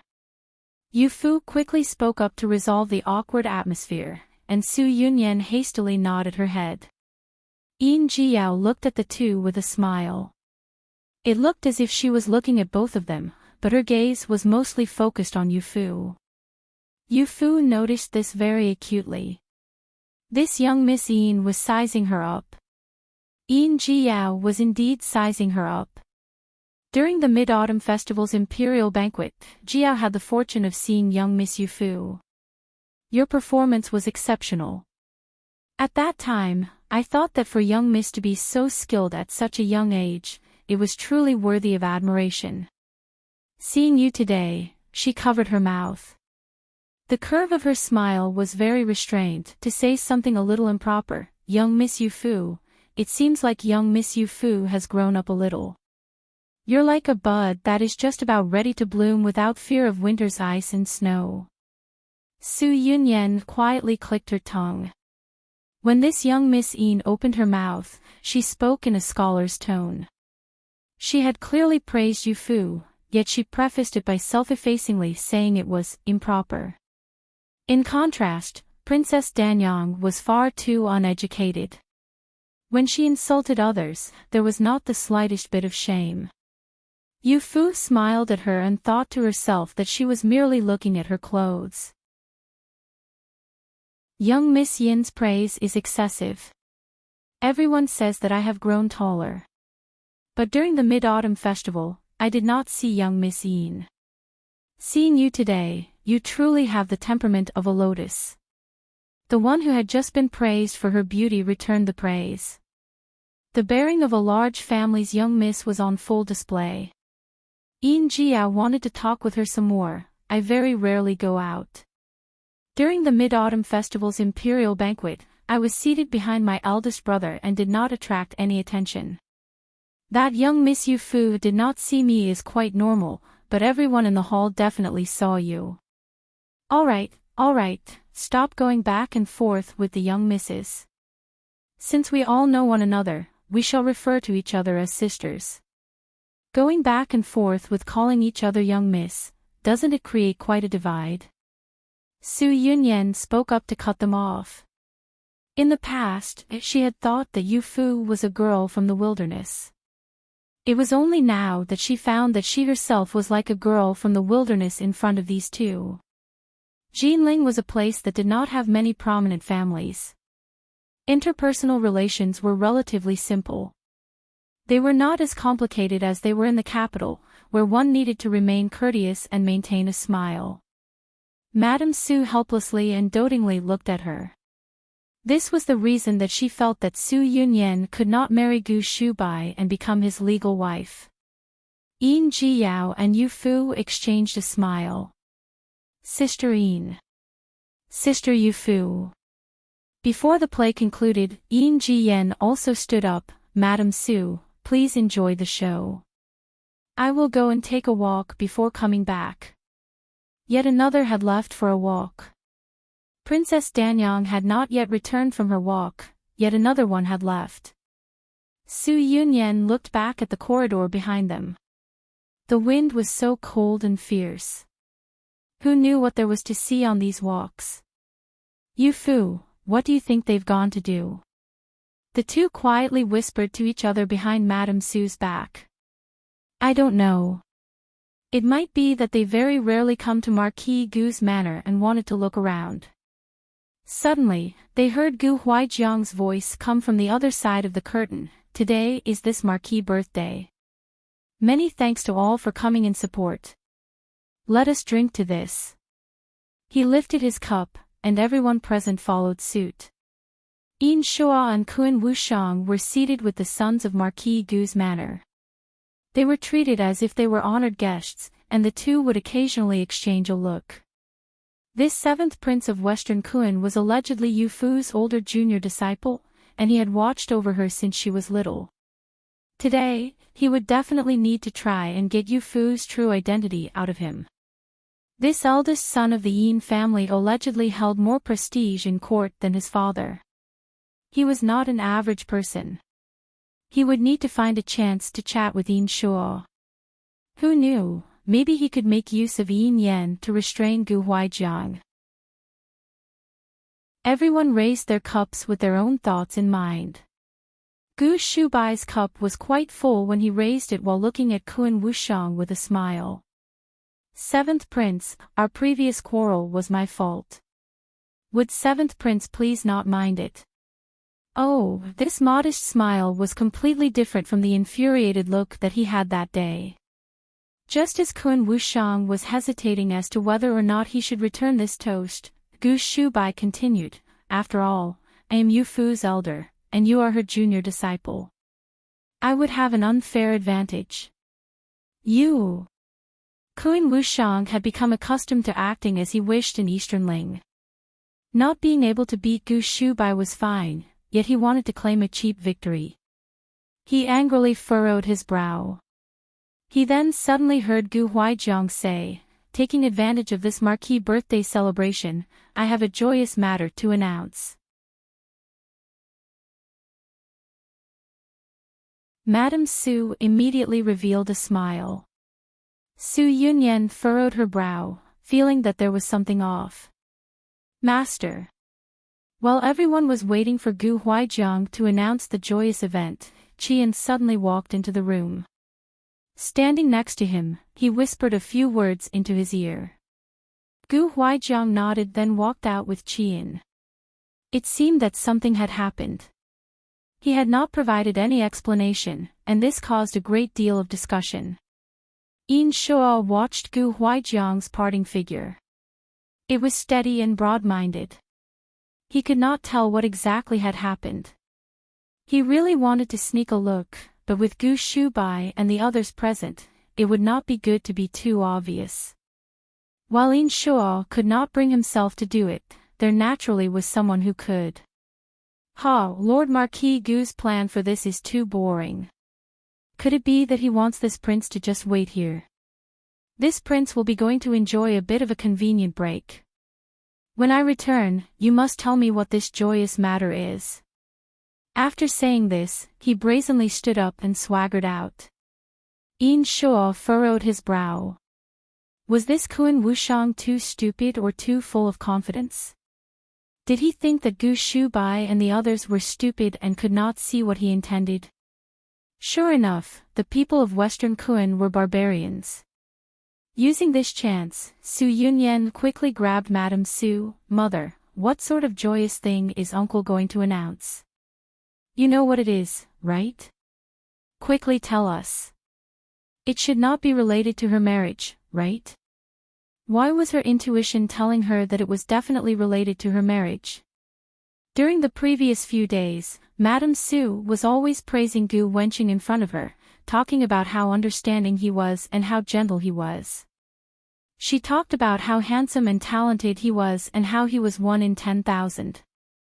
More importantly, he was not the family's eldest son, thus had not burdens to bear. Nor was he the youngest in the family, and he had not been pampered by his father and brothers. To summarize all of what was said, it was enough praise to elevate Gu Wenqing to the heavens. She should not have privately met with Gu Huaijiang to talk about her marriage, right? Su Yunyan was exceedingly anxious, twitching, and fidgeting nervously. What are you so anxious about? Mother has always been thinking about your marriage.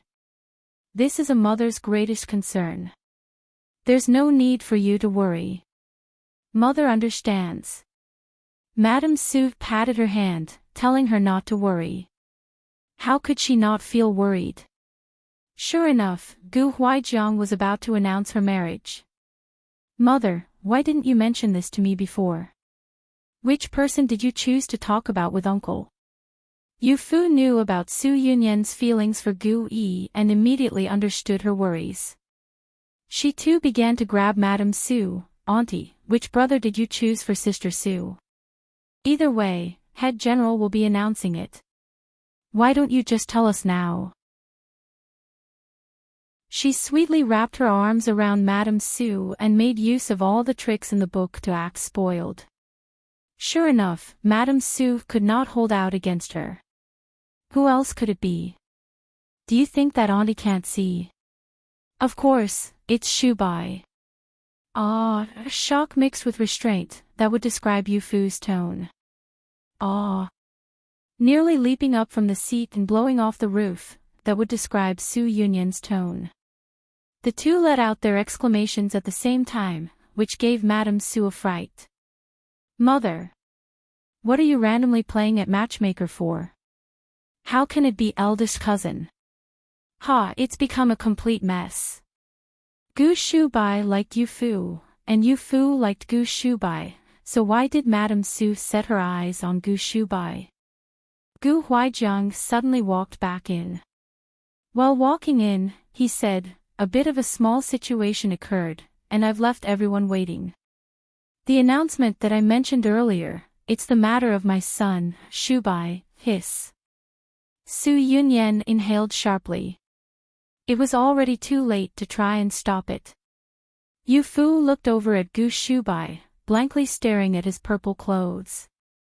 Her eyes were slowly becoming dull. Just looking at his figure made her feel down.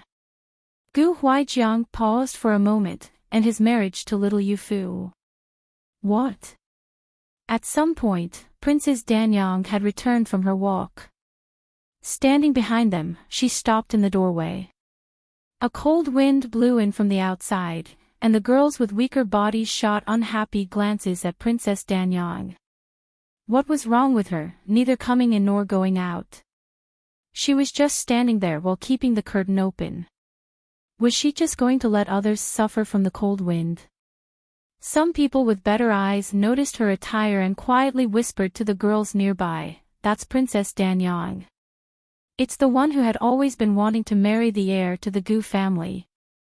Now that she's hearing that the heir will be married to someone else, is it not natural that she's lost her wits from the heartbreak?" Throughout the entirety of the capital, there are plenty of people who wanted to marry the heir to the Gu family. Even though she is a princess, she might not necessarily get a chance. I think that young Miss Yu Fu is quite nice.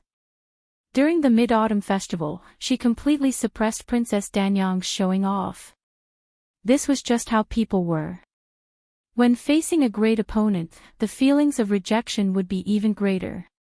No matter whom Gu Huaijiang had announced Gu Shubai would marry, the daughters of nobles would all be dissatisfied.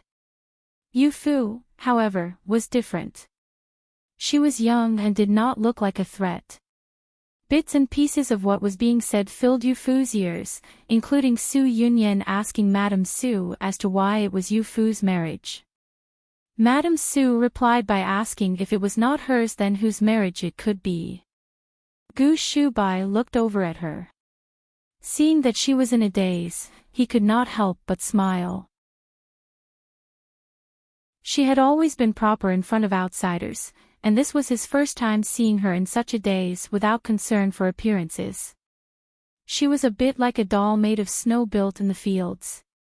It was only after a long while had passed that she managed to recover, but her face was bright red from seeing Gu Shubai's smile.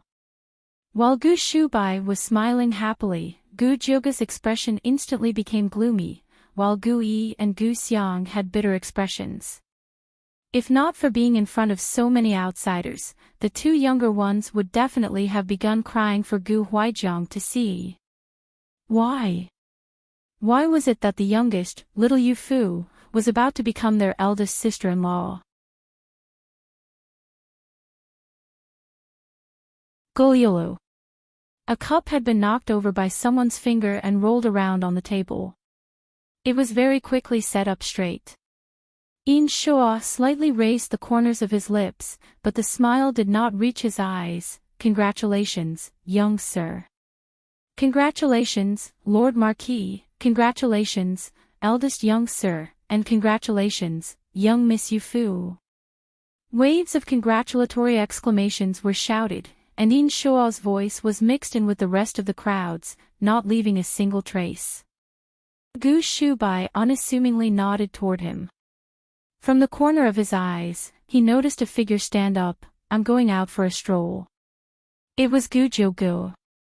When he lifted the curtain to go out, a gust of wind blew in and caused the hem of his clothes to sway and caused a sharp sound. Gu Shubai sent him off with his eyes and watched his figure disappear through the curtain. Without making a sound, he then went to socialize with the people who had come to congratulate him. He chatted and clinked glasses with everyone. Did you two think that I had become muddled from old age? I could tell for a long time that Shubai had feelings for Yu Fu, and Yu Fu liked her eldest brother the most. Isn't that right? Princess Danyang walked back to her seat in a daze and ended up hearing Madame Su say this. Mother, so when you mentioned earlier that I shouldn't worry about my marriage, you meant to say that I shouldn't be envious of Yu Fu having a marriage decided before I do? I thought that you were talking about my marriage.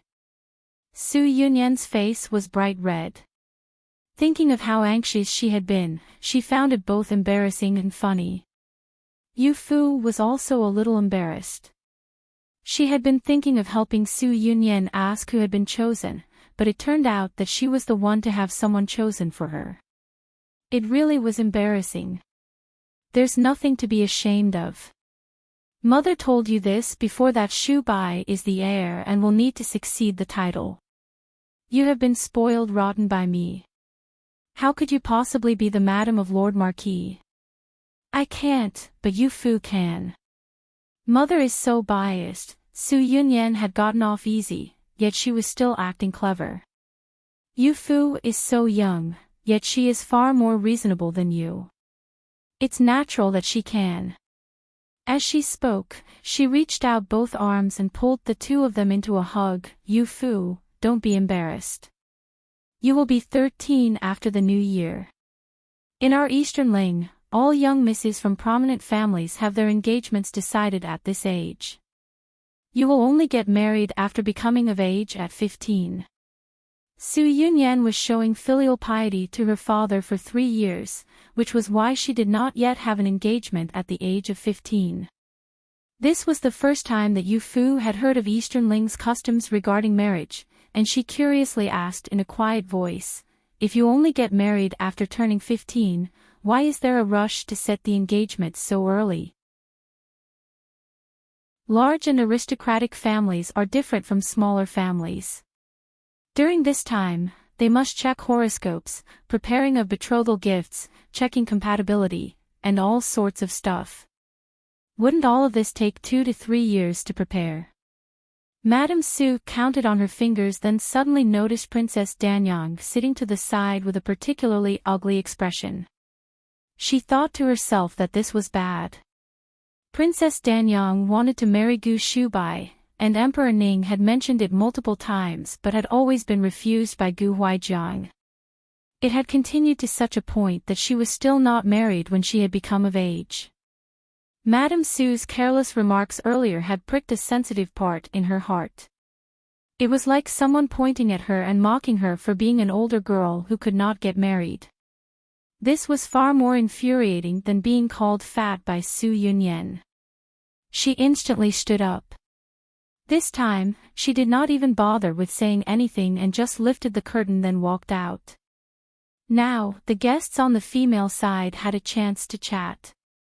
They did not even bother to hold back their voices, as their mocking tones made it all the way to Yu Fu's table. Su Yunyan also wanted to go and make fun of Princess Danyang with the others, but Yu Fu stopped her by tugging at the hem of her clothes and pulling her back. Making fun of her is like making fun of oneself. Madame Su leisurely picked up her teacup and quietly warned Su Yunyan. If she said not to do it, she would not do it.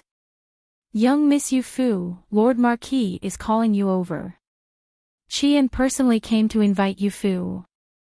He finally understood what Madame Su had meant when he previously heard her mention feeling uneasy. Yu Fu followed him over. Gu Huaijiang was seated at the head. He looked at her and gently waved. The 12th month was about to arrive. With the new year, Yu Fu would be turning 13. When she first arrived at Marquis Gu's manor, she had a childish aura. She loved to talk and loved to laugh, but now she had quietly matured a little. She had grown into a budding beauty. She was just like a budding peach blossom, for these were her most innocent years. Yu Fu, I never discussed this marriage with you before deciding it.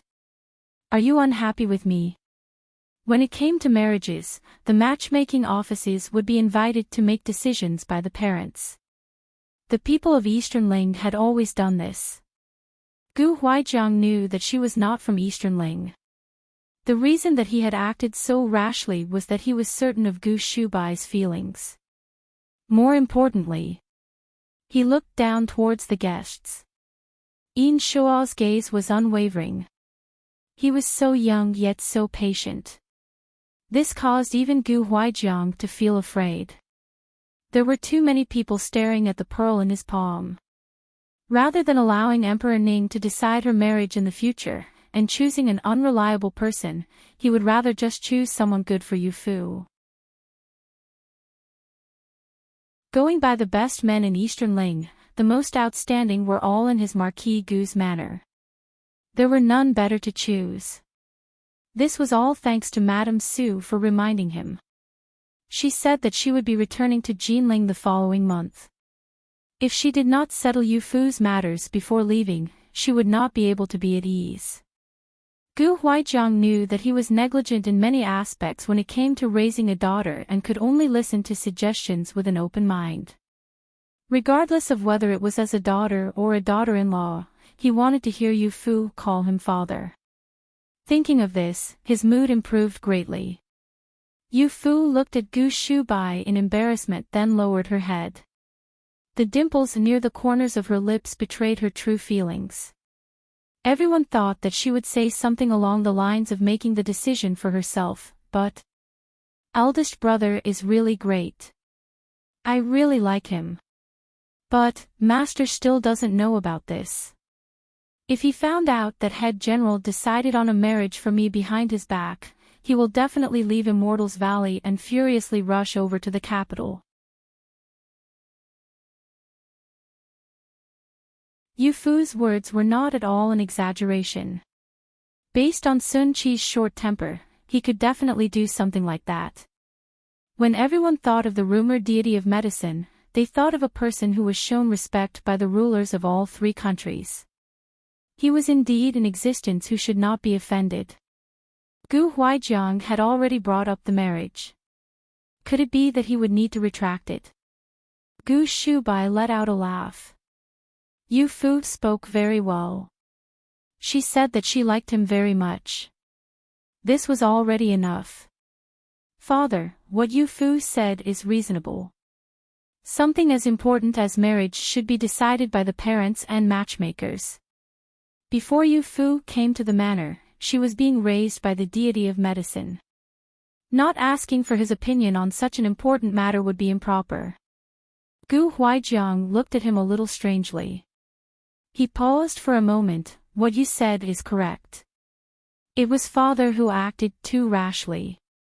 Then this matter will be put to the side for now. Once the birthday celebrations have come to an end, I will personally write a letter for the deity of medicine to see what he thinks. Any girl that Gu Shubai wished to marry, would there be any family that could have any objections? What a joke. In the capital, was there any family that would not want this? Did they not see just how badly His Majesty wished for it? The deity of medicine's face really was grand. Gu Huaijiang said it. He would personally write a letter to ask his opinion. The deity of medicine will definitely agree. The eldest young Sir and young Miss Yu Fu are a match made in heaven. As childhood sweethearts, they could not possibly be a better match. The guests all lined up to say flattering things. They all thought to themselves that this marriage would definitely be accepted. Even if it was not, everyone knew that Gu Huaijiang had this idea in mind, thus nobody dared to bring up Gu Shubai or Yu Fu's marriages. Even Emperor Ning might not be willing to do such a thing. Madame Su listened to the sounds that came from the other side of the curtain and suddenly remembered something. The Yu Fu's matters have not yet been set in stone, those with keen eyes will know to not cause them any trouble. As for the matter of Yu and Wenqing, I forgot to bring it up with your uncle. No good, I will go and bring it up after the banquet has come to an end. We will be returning to Jinling next month. At your age, you can't delay any longer. She and Gu Wenqing. Su Yunyan wanted to cry but had no tears. Madame Su could tell that Gu Shubai had feelings for Yu Fu, so why could she not see that she had feelings for that person? In the end, had she given birth to her or to Yu Fu? Halfway through the play, the people were getting tipsy from the wine, and the younger generation gathered in groups outside to chat and laugh. The inside was left to the adults. Gu Huaijiang and the officials of the court began chatting about various stories and the customs of the countries on the continent. Yin Shuo waited outside in the hall for a bit when Yu Fu and Gu Shubai walked out. He averted his gaze and pretended to admire the plum trees. Gu Shubai had been planning to say goodbye to Yu Fu, but seeing his figure reluctant to leave, he changed his mind. I will send you back to the western wing before I need to leave for a bit. Does eldest brother have something to take care of? Then you go on ahead. Don't bother with sending me back. She pushed Gu Shubai's hand away, not wanting to delay his important matters. Gu Shubai suddenly bent down at the waist and looked straight at her. There was also a hint of a condescending feeling to him. Her heart was a mess, beating wildly without rhythm. You are dressed so beautifully today. Leaving you here, I won't be at ease. From the corner of his eye, he saw the other man looking straight at them. He decided to get even closer to Yu Fu. The wind outside was very strong, and his breath was very hot, warmly blowing against her ear. Yu Fu's face turned a little red. I can go and find Sister Su. At the top of her cloak was a ring of white fox fur that blew around. Brushing against her sensitive neck, it felt extremely itchy. She reached up to scratch this itch, but he grabbed her hand. Don't move. There's someone watching us. His deep and slightly husky voice was like a goose-feather blanket that was wrapped around her. She just wanted to stay in this comfortable situation and not come out. She secretly snuck a look from the corner of her eyes and finally noticed that there was someone standing outside. It's Yin Shuo. Eldest brother, you still haven't told me. Why did you want me to invite him? The figure suddenly disappeared, and Yu Fu turned her head to begin searching. However, she could not find any sign of Yin Shuo. Gu Shubai slightly curved up the corners of his lips, because I invited Kun Wushang. In order to do something to Marquis Gu's manner, that Yin Shuo should be someone who would want to get closer to Kun Wushang. If Gu Huaijiang had not stepped out earlier, the two of them might have gotten closer. It was only now that Yu Fu remembered that Kun Wushang had disappeared. Where did he go? Kun Wushang had disappeared. Now, Yin Shuo had also disappeared. She had caught a faint hint of a conspiracy. With Yu Fu sniffing the air, he reached out and gently rubbed her nose. What are you thinking about in your small head? I know where he is, but Kun Wushang is your junior disciple. It's not suitable for you to make an appearance for this matter. Be good and go back to wait for me. He gave her a doting look with a glowing smile. Yu Fu nodded, then be careful. I'll give this to you. As she said this, she pulled out a poison needle and a small jade bottle and gave them to him. Kun Wushang's poison abilities are not much worse than mine. This poison needle is one that I recently made. He's never seen it before. This is the antidote. After saying this, she placed all of it in Gu Shubai's hands. The two had only just discussed marriage. Though it was not successful, they were now being so intimate, which attracted quite a few sideways glances. Gu Shubai closed his hand, then placed the items into his sleeve.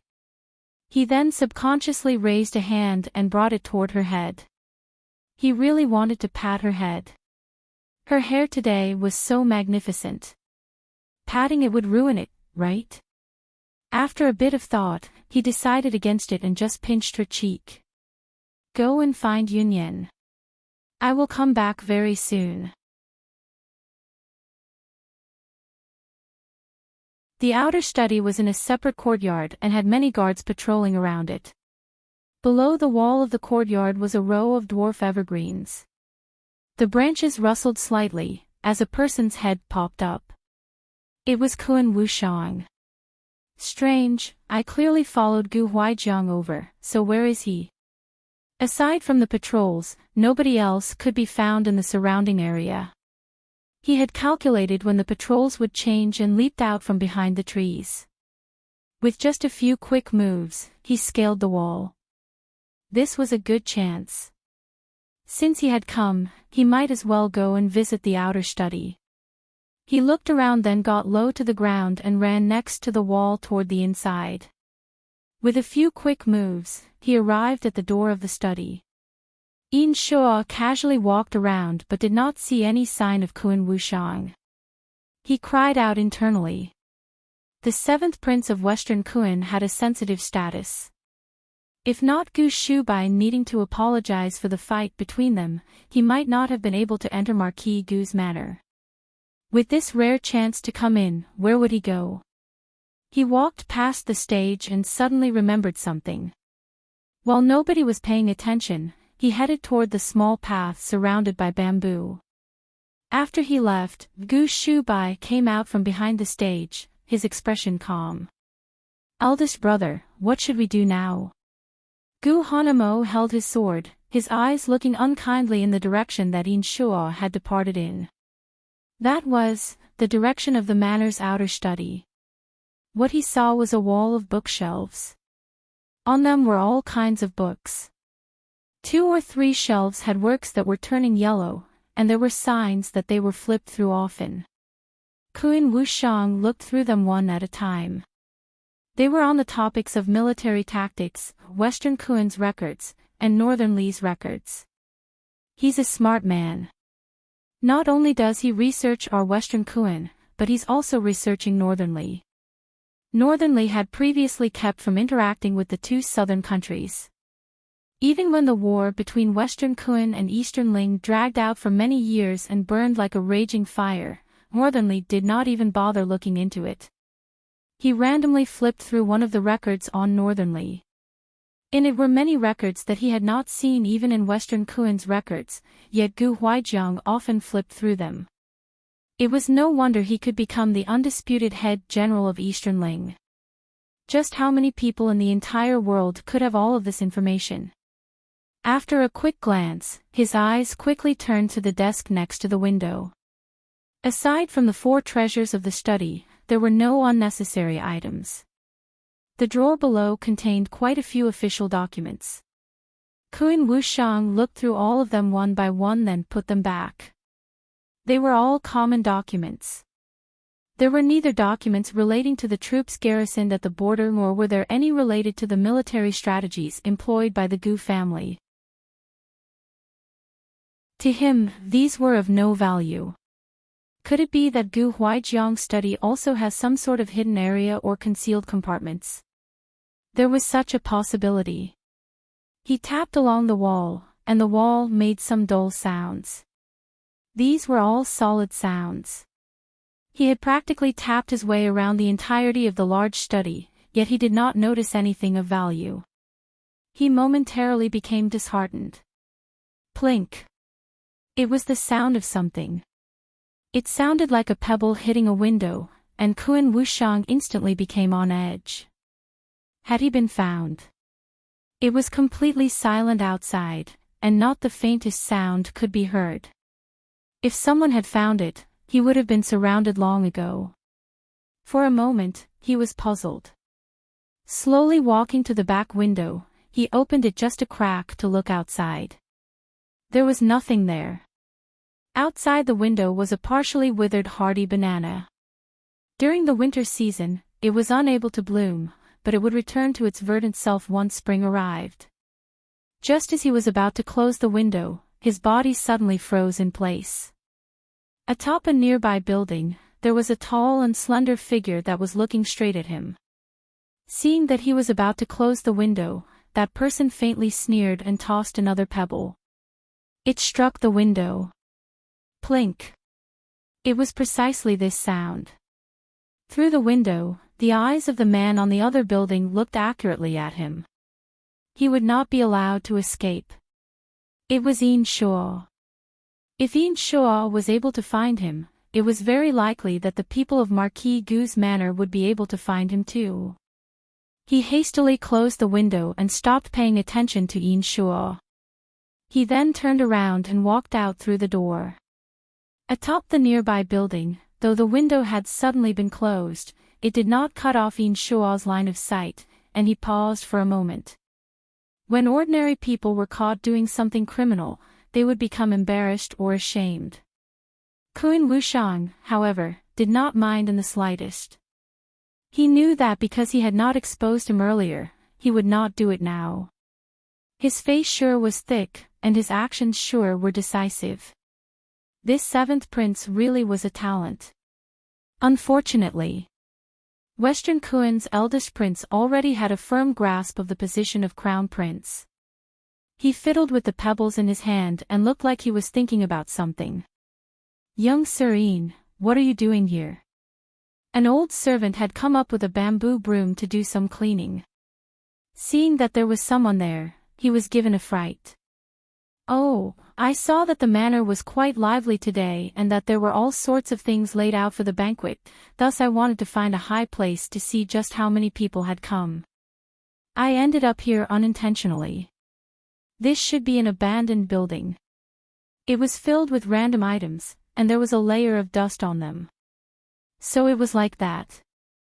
The old servant smiled, it's fine.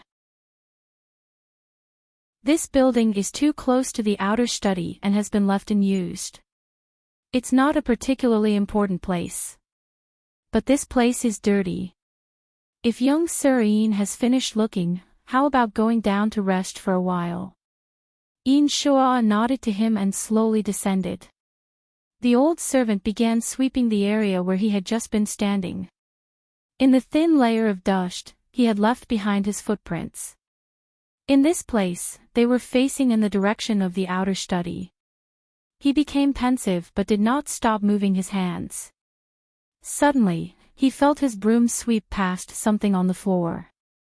Lowering his head to take a look, there were a few pebbles rolling around on the floor. Kuan Wushang returned to the desk, flicked his sleeve, and quickly left. Upon opening the door, the outside was a group of dark figures, and they all had familiar faces. At the front was Gu Huaijiang. Behind him were Gu Shubai, Gu Hanemo, Gu Wenqing, and all of the guards of Marquis Gu's manor. They stood outside the study and looked to have been waiting for quite some time. He actually had not heard any signs of movement, yet he had been blocked inside without any room for retreat. His face became a little pale, as he gained some insights into the Gu family's martial teachings. So it seems that the eldest young sir saying that he wanted to apologize to this prince was for this reason. For the sake of this exact moment, to catch him outside this study, to catch him in the act. I apologize to 7th Prince with good intentions and out of kindness. Who knew that Western Kun would use the reason of improving national relations to send 7th Prince into the manor to gather military intelligence? I truly am very disappointed in you. Gu Shubai had a look of bitter hatred, and the corners of Kun Wushang's lips twitched. Capturing him was capturing him, but was there any need for this sort of tone? This sort of disappointed tone, who knew if he thought of himself as his older brother or something? Gu Huaijiang's tone, however, was far more strict. My Marquis Gu's manor's outer study is an important place. Court documents and military reports from the border come and go from this place, and none are allowed to enter. This Marquis can only treat this as business. Guards present. Arrest him and send him into the palace to be dealt with by His Majesty. Gu Huaijiang had made up his mind. He would not even get close to touching such a muddled affair. This matter would be handed to Emperor Ning to handle. First, it would completely dispel any suspicions of relations between Marquis Gu's manor and Western Kun. Second, regardless of whether it would offend Western Kun or curry favor with Western Kun, all of the responsibility would lie with Emperor Ning. Be gentle, I'm a prince of Western Kun. Kun Wushang tried to break free, but his hands and feet were tightly held by some sturdy guards, thus he began to shout and scream. He clearly was the irreverent person that Yu Fu had described. Marquis Gu. Wasn't I just a little curious and wanted to take a look at your study? Are you guys really so petty? I will need to tell Master to not let little senior disciple stay here. While being dragged out, Kun Wushang struggled and screamed at them. One of the guards detaining him said, "It might be too late. Our Lord Marquis already made the decision to engage young Miss Yu Fu to the eldest young sir." What? This ear-splitting shout could not be heard by those at the study. There was only one. Who knows where the other one is? Gu Shubai stood in the middle of the yard and looked around. His eyes passed by the attic, and he faintly smiled. With Kun Wushang having been tied up and sent into the palace, Gu Huaijiang and the others returned to the banquet.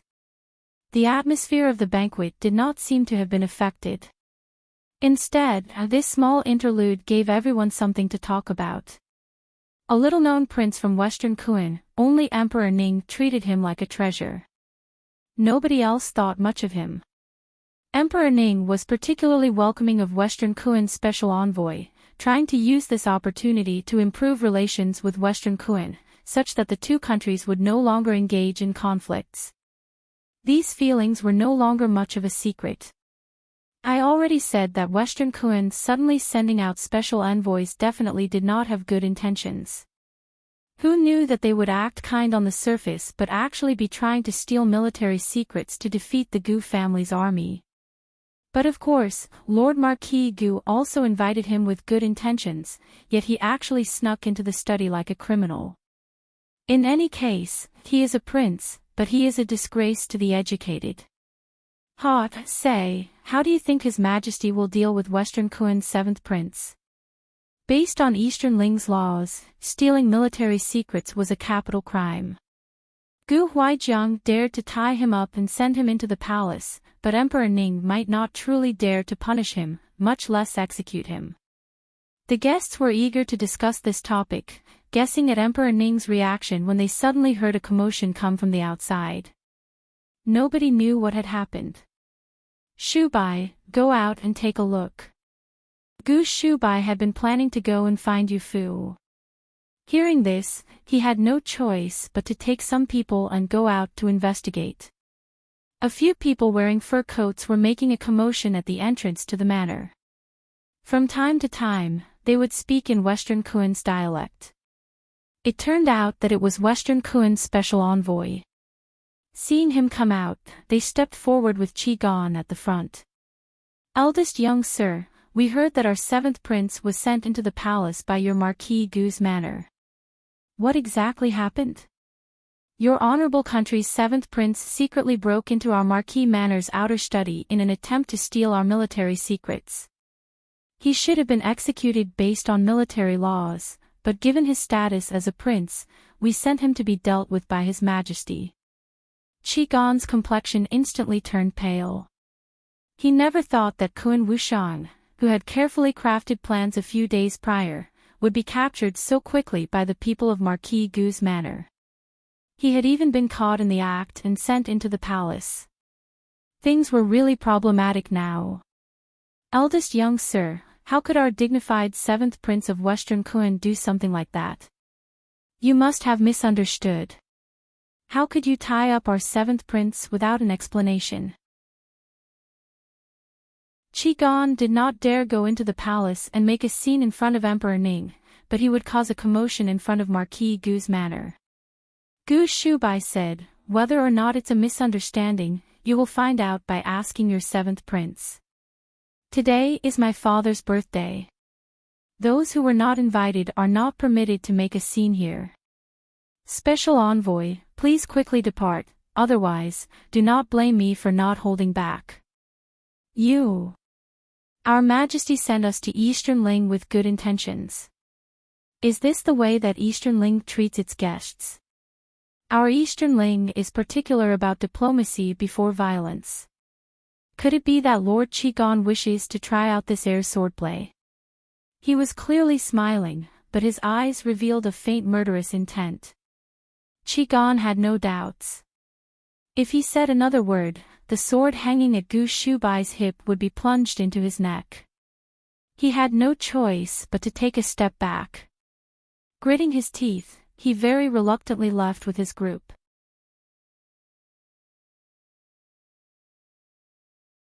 Sparse shadows over the shallow water, Part 3. The center of the garden was open and spacious. This place was originally a place that everyone in Marquis Gu's manor frequently visited.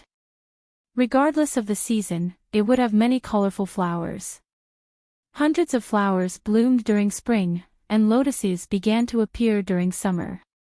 Frost would cover the chrysanthemums during autumn, and snow fights to cover the fragrance of plums during winter.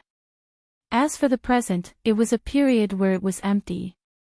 The chrysanthemums had already withered, but the plums had not yet bloomed. As a result, the garden looked very depressing. Gu Jiogu stood beneath the barren plum branches while feeling lost. Suddenly, he noticed a girl in white clothes walk out from behind a nearby plum tree. She looked like she would be knocked over by a gust of wind. Sparse shadows over the shallow water, as a subtle fragrance floats about under the moon at dusk. She had recited a verse from Lin Bu's Little Plum Blossoms in a mountain garden in a deliberately normal tone that slightly resembled Yu Fu's voice. He could not stop himself from laughing. The girl was startled by his laughter and turned to look at him. Her face was quite nice and had a hint of a cold temperament. "What are you laughing at?" She did not ask who he was. She only asked what he was laughing at. It was evident that she knew who he was. Gu Jiogu slightly raised his eyebrow but could not remember who she was. "I am laughing because the plums have not yet blossomed, so there are no shadows. It's also the middle of the day, so there is no moon at dusk. Young miss, that poem you just recited truly does not fit the occasion." So that was the case. The girl in white slightly smiled and slowly walked toward him. "Just the word over is enough. I was unable to think of a better way to describe the plum branches." In Lin Bu's poem, the word over was describing the plum branch's unbridled nature. The plum branch looks unbridled and formless, but it has a unique character. Gu Jiogu smiled. It seems that young miss has a carefree disposition. The two were chatting warmly when a few girls suddenly walked into the garden. "Second young sir, what a coincidence. You're also here." When the girls saw Gu Jiugu, their eyes immediately lit up, as they quickly walked over to him. It was only after getting to his side that they noticed there was another girl already there. She was beautiful and thin, but her clothes were a little plain. Who is this girl? Why have I never seen her before? A young miss in colorful clothes impolitely began to size her up.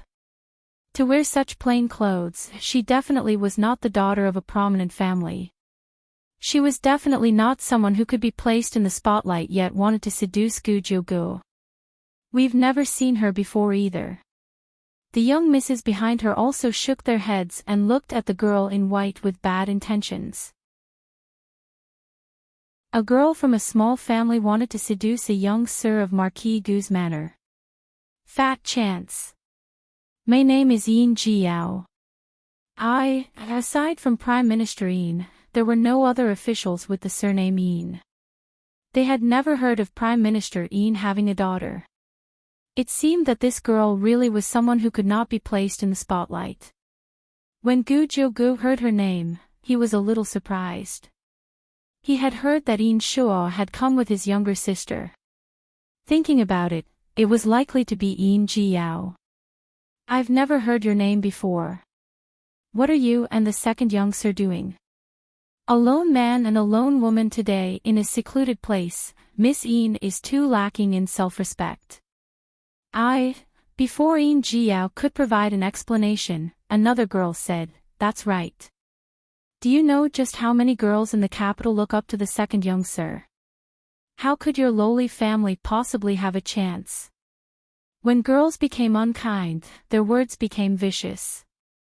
The sight of a group of girls gathered around to attack a weak girl was not one that any man could see and just watch from the side. Would the young misses please have some discretion? If my guess is correct, this young miss would be the daughter of Prime Minister Yin, right? Gu Jiugu suddenly spoke up, and the girls who were acting high and mighty instantly became dazed. How could that be possible? You're Prime Minister Yin's daughter. I am. Before I could finish speaking, you cut me off. Yin Jiao miserably pursed her lips. Thinking about it, she had a weak disposition. Standing there and listening to them speak to her like that, she would not know how to respond. It was fortunate that Gu Jiugu was present. The girls looked at each other. After verifying Yin Jiao's identity, their faces turned a multitude of colors, which was really quite a sight to see. So you were young Miss Yin. I'm truly sorry. We've never met you before. The girl at the front had an awkward expression. The one who had said that Yin Jiao was lacking in self-respect was her. Yin Jiao said, I was born with a frail body. Father very rarely let me go out, thus you would not recognize me. I, however, recognize you. During the Mid-Autumn Festival's imperial banquet, were you not sitting behind the fifth captain's madam? She looked at the girl, and she really was the young miss of the fifth captain's family. Yes. I am from the fifth captain's family. I truly am sorry, young Miss Yin. We didn't do it on purpose. If they knew earlier that she was Prime Minister Yin's darling daughter, who would dare to brazenly try to provoke her? Just as Yin Jiao was about to say something, Gu Jiugu cut her off with a smile. His charming eyes and smile were intoxicating. Young Miss Yin, how about we let this matter go for my sake? The young misses did not do it on purpose. You rarely go out, and it would be good to have a few more friends in the future. That's right, that's right. Young Miss Yin, we can be friends. Not only had those girls found a way out of their predicament, but they would also be able to become friends with Yin Jiao. They were all very happy. Yin Jiao glanced at Gu Jiugu and bit her lip before smiling at the girls. This could be considered an agreement. After those girls left, she quietly complained to Gu Jiugu, I was bullied, and I would have accepted if you had spoken up to help me, but you helped the people who bullied me and made it so that I can't even pursue this matter. Her tender voice had a plaintive tone, but it would be more accurate to describe it as a flirtatious grumbling. Gu Jiugu suddenly became spirited. It would be easy for you to fault them, and they can't afford to offend the Prime Minister's manner. It's just that you very rarely go out, so this would make you have even fewer friends. I mediated the situation for you like a good person, so will you not accept it? Yin Jiao looked up, and her eyes met with his charming eyes. Her heart instantly became frantic. She wanted to avert her gaze, but she had been caught in a vortex and could not move. Suddenly, someone rushed over. Second young sir, Western Kuan's 7th prince broke into the study and was caught on the spot by Lord Marquis. Tian, title is a line in a poem by Lin Bu from the Northern Song dynasty titled Little Plum Blossoms in a Mountain Garden.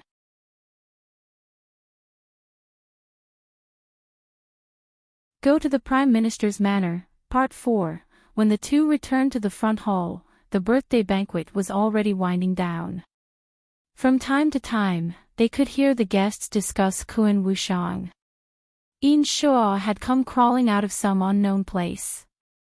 Seeing Yin Jiao, he walked over to them. Jiao, where did you go? Brother has been looking for you for a long time. His eyes went between Yin Jiao and Gu Jiugu with a look of suspicion, suspecting that he had won over his younger sister. Gu Jiugu did not make a sound and took a step back to the side. Gu Shubai had just returned from lecturing the special envoy from Western Kuan and happened to see them. Young Sir Yin. Eldest young sir. The two looked at each other, and the atmosphere became a little awkward. Where did young Sir Yin go earlier? I had the servants search for you all through the manor, but they could not find you. Oh, I noticed the green bamboo forest and went in for a short walk. The bamboo forest could not be said to be large or small. If someone aimlessly went in, they would not be easy to find. Gu Shubai stared at his eyes but did not notice any disturbance and slowly averted his gaze. The matter regarding Western Kuan's prince is no small matter. We won't stay and cause a disruption. Jiao, let's go home. He cupped his hands to Gu Shubai and the others then bid farewell, leaving first. Yin Jiao looked at Gu Jiugu while feeling reluctant to part before quickly chasing after her brother. Second brother, you know the Yin family's young miss? This Yin Jiao looked very unfamiliar. It seemed that she very rarely went out. Eldest brother only pays attention to Yu Fu's matters. You very rarely inquire about the young misses from other families. Gu Jiugu turned his head to look for Gu Huaijiang but was met with an inexplicable frown from Gu Shubai. No respect for your elders, the guests departed from the manor, and Emperor Ning sent a trusted aide to report to Gu Huaijiang, saying that since nothing of importance had been stolen by Kuan Wushang, they would just leave it be. If they were just going to leave it be, then that was that. Gu Huaijiang did not have any hopes that Emperor Ning would actually punish Kuan Wushang in any meaningful manner. Once he did punish him, it would be the same as provoking another war between the two countries, which would be falling into Western Kuan's trap.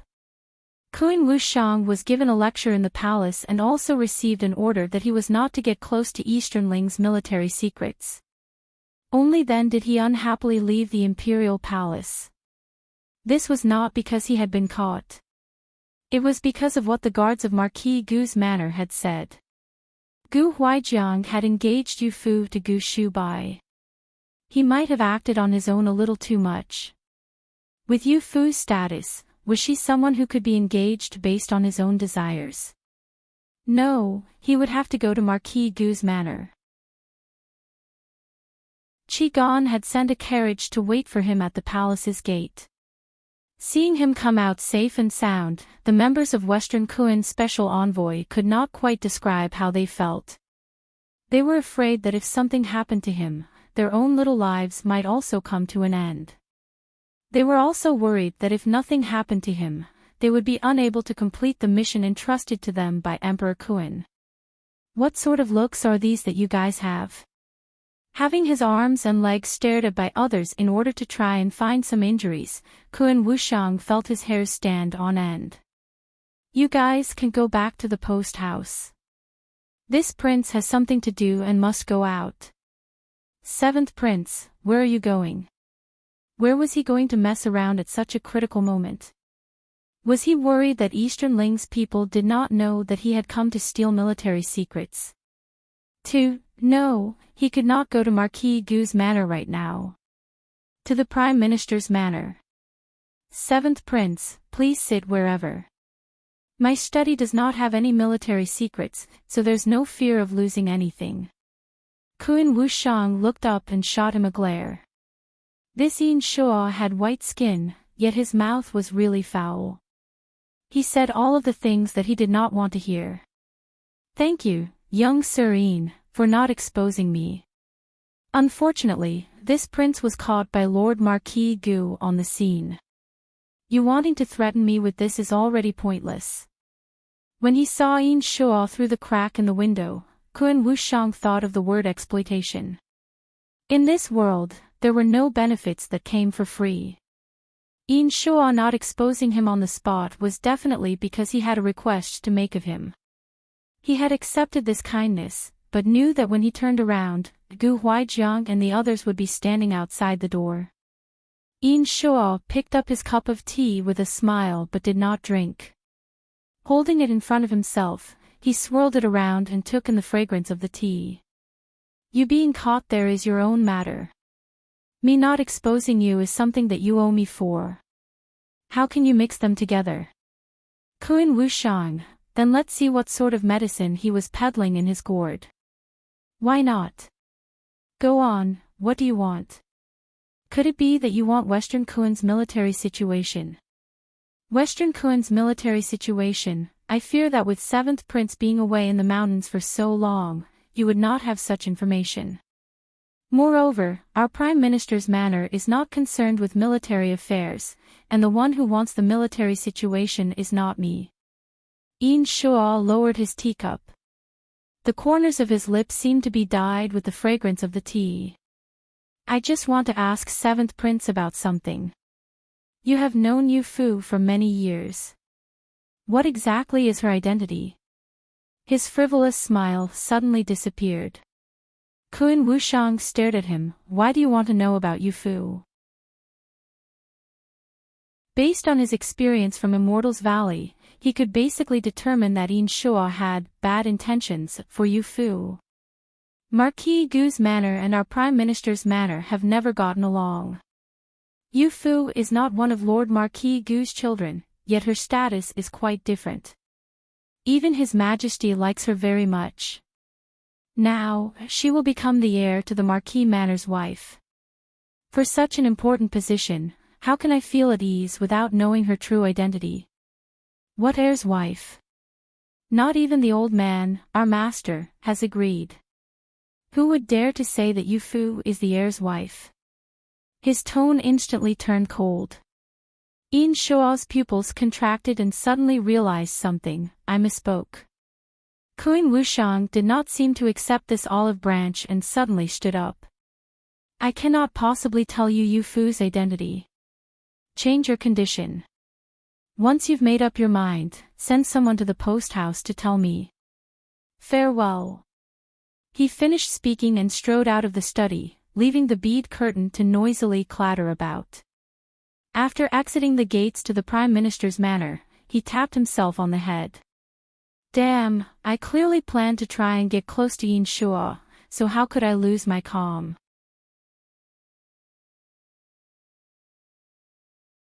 Kept in the manor, Part 5, Yin Jiyao only entered the study after seeing Kun Wushang walk out. Eldest brother, are you alright? Kun Wushang had left in a huff, but Yin Shuo was perfectly calm, to the point that it was impossible to tell what they had talked about. I'm fine. His attitude was within my expectations. Kun Wushang was unwilling to reveal Yu Fu's identity. This action alone made it clear that there was some sort of problem. Her identity would not be accepted by the people of Eastern Ling. For the sake of protecting her, Kun Wushang refused to reveal her true identity. With Kun Wushang's side falling through, you need to get a hold of Gu Jiugu. I will, eldest brother. He seems to feel quite good about me. With some more time, I will have a grasp on him. Inshoa warned, he is different from other men. You absolutely must not allow the play to become reality. In Jiao's face turned slightly red, as she lowered her head. What sort of thing is eldest brother saying? The sound of quick footsteps came from the outside. Eldest young sir, we brought that maidservant back. Do you wish to see her now? Bring her in. A flicker of light flashed in his eyes, and Yin Jiao asked out of curiosity, which maidservant is this? A maidservant who was expelled from Marquis Gu's manor and one who was among the first to serve Yu Fu. Yin Jiao nodded as if something had come to mind. Just when she was about to pick up a cup of tea, she suddenly saw Yin Shua's gaze land on her hand. That gaze clearly said for her to leave. She hastily pulled her hand back. Then I won't be disturbing eldest brother's questioning. After she finished speaking, she stood up and meandered out of the room. Not long later, a servant brought in a maidservant. She was dressed like she was from the countryside and looked very plain. Looking carefully, the earrings that hung from her ears were in a style popular in the capital. Sure enough, she was someone who had stayed in Marquis Gu's manor. Your name is Yao Hong. Based on the information gathered by his informants, the maidservant who had been expelled from Marquis Gu's manor was called Yao Hong. This servant's name is Qi Ting. I am the granddaughter of the head steward of Marquis Gu's manor. The name Yao Hong was given to me later. Her eyes were resolute and filled with resentment. Yin Shua came up with an idea and gestured for her to step forward. Qi Ting nervously took a couple of steps forward, and Yin Shua faintly smiled, the head steward of Marquis Gu's manor. I know him. His surname is indeed Qi. Then what is your relation to his son, Qi Zhou? Qi Ting joyously said, he is this servant's father. You are Qi Zhou's daughter. Among the maidservants, you should have the highest standing. Who would dare to expel you from Marquis Gu's manor? Yin Shua patiently questioned the defenseless Qi Ting and convinced her to reveal everything that happened. She was the one who clearly broke into the outer study, yet she insisted that I tricked her. She used a poison needle on me, leaving me unable to move, and Lord Marquis naturally believed everything that she said, thus he expelled me from the manor. Yin Shua fell silent for a while, then nodded. Naturally, there would be some distorting of the facts by Qi Ting. He ignored some extraneous reasons and ended up with an understanding of the sequence of events. Then, having served her for so long, do you have any insights into her identity? Identity? She is a disciple of Immortals Valley. She's an immortal practitioner of poison. She also has a maidservant who has served her since childhood named Yao Lan, who also came from Immortals Valley. Is young Sir Yin asking about this? Yao Lan, Yao Hong. It was no wonder Qi Ting hated Yu Fu so much. He shook his head. Aside from her coming from Immortals Valley, what else do you know? Could it be that Yu Fu had some other identity? Qi Ting shook her head, and sure enough, Yin Shua revealed a look of disappointment. No, she was finally able to escape from the countryside and return to the capital. She did not want to go back. Like a piece of flint causing a spark, she suddenly recalled something and let out a cry. I remembered, young Sir Yin. Qi Ting suddenly said, on the day that I left Marquis Gu's manor, she had Yao Lan bring me my things. At the time, I was feeling resentful and said some rude things. Yao Lan saw that there was nobody else around and said that young Miss Yu Fu's status is something that only Princess Danyang could compete with. Princess Danyang. Connecting this to Kun Wushang rushing out, he suddenly came up with a thought. That thought became clearer and clearer in his mind. Could it be that Yu Fu was a princess of Western Kun? The people sent by the Prime Minister's manor to investigate in Immortals Valley could not even get through the main gates. They could only wander around the outside. They did not find out Yu Fu's identity, but they did find out that there was much interaction between Immortals Valley and Western Kuan, as many of the disciples in Immortals Valley were from Western Kuan. Thus the possibility of Yu Fu being Western Kuan's princess increased. Servant, go and see whether or not father is still in the outer study. I will be making a trip over. Yes, young sir. Yin Shuo suddenly stood up with his brow furrowed. He was completely different from the kind demeanor that he had when they first met, and Qi Ting just stood to the side in confusion. After a while, she tried her luck and said, Young Sir Yin, Marquis Gu's matters cannot be spread lightly. I told you all of these things, so you can't just leave me be. Stupid woman. What sense was there in not discarding something that had been used up? The Prime Minister's manor was not a garbage dump that could tolerate just about any garbage. A look of abhorrence flashed through Yin Shuo's eyes. When he looked up, he had already managed to suppress it. Forget it, you can stay in the manor. You must not go out, and it's even important that you don't meet with people from Marquis Gu's manor. After all, she was Qi An's granddaughter. Keeping her might have some benefits. Many thanks, young Sir Yin. Many thanks, young Sir Yin.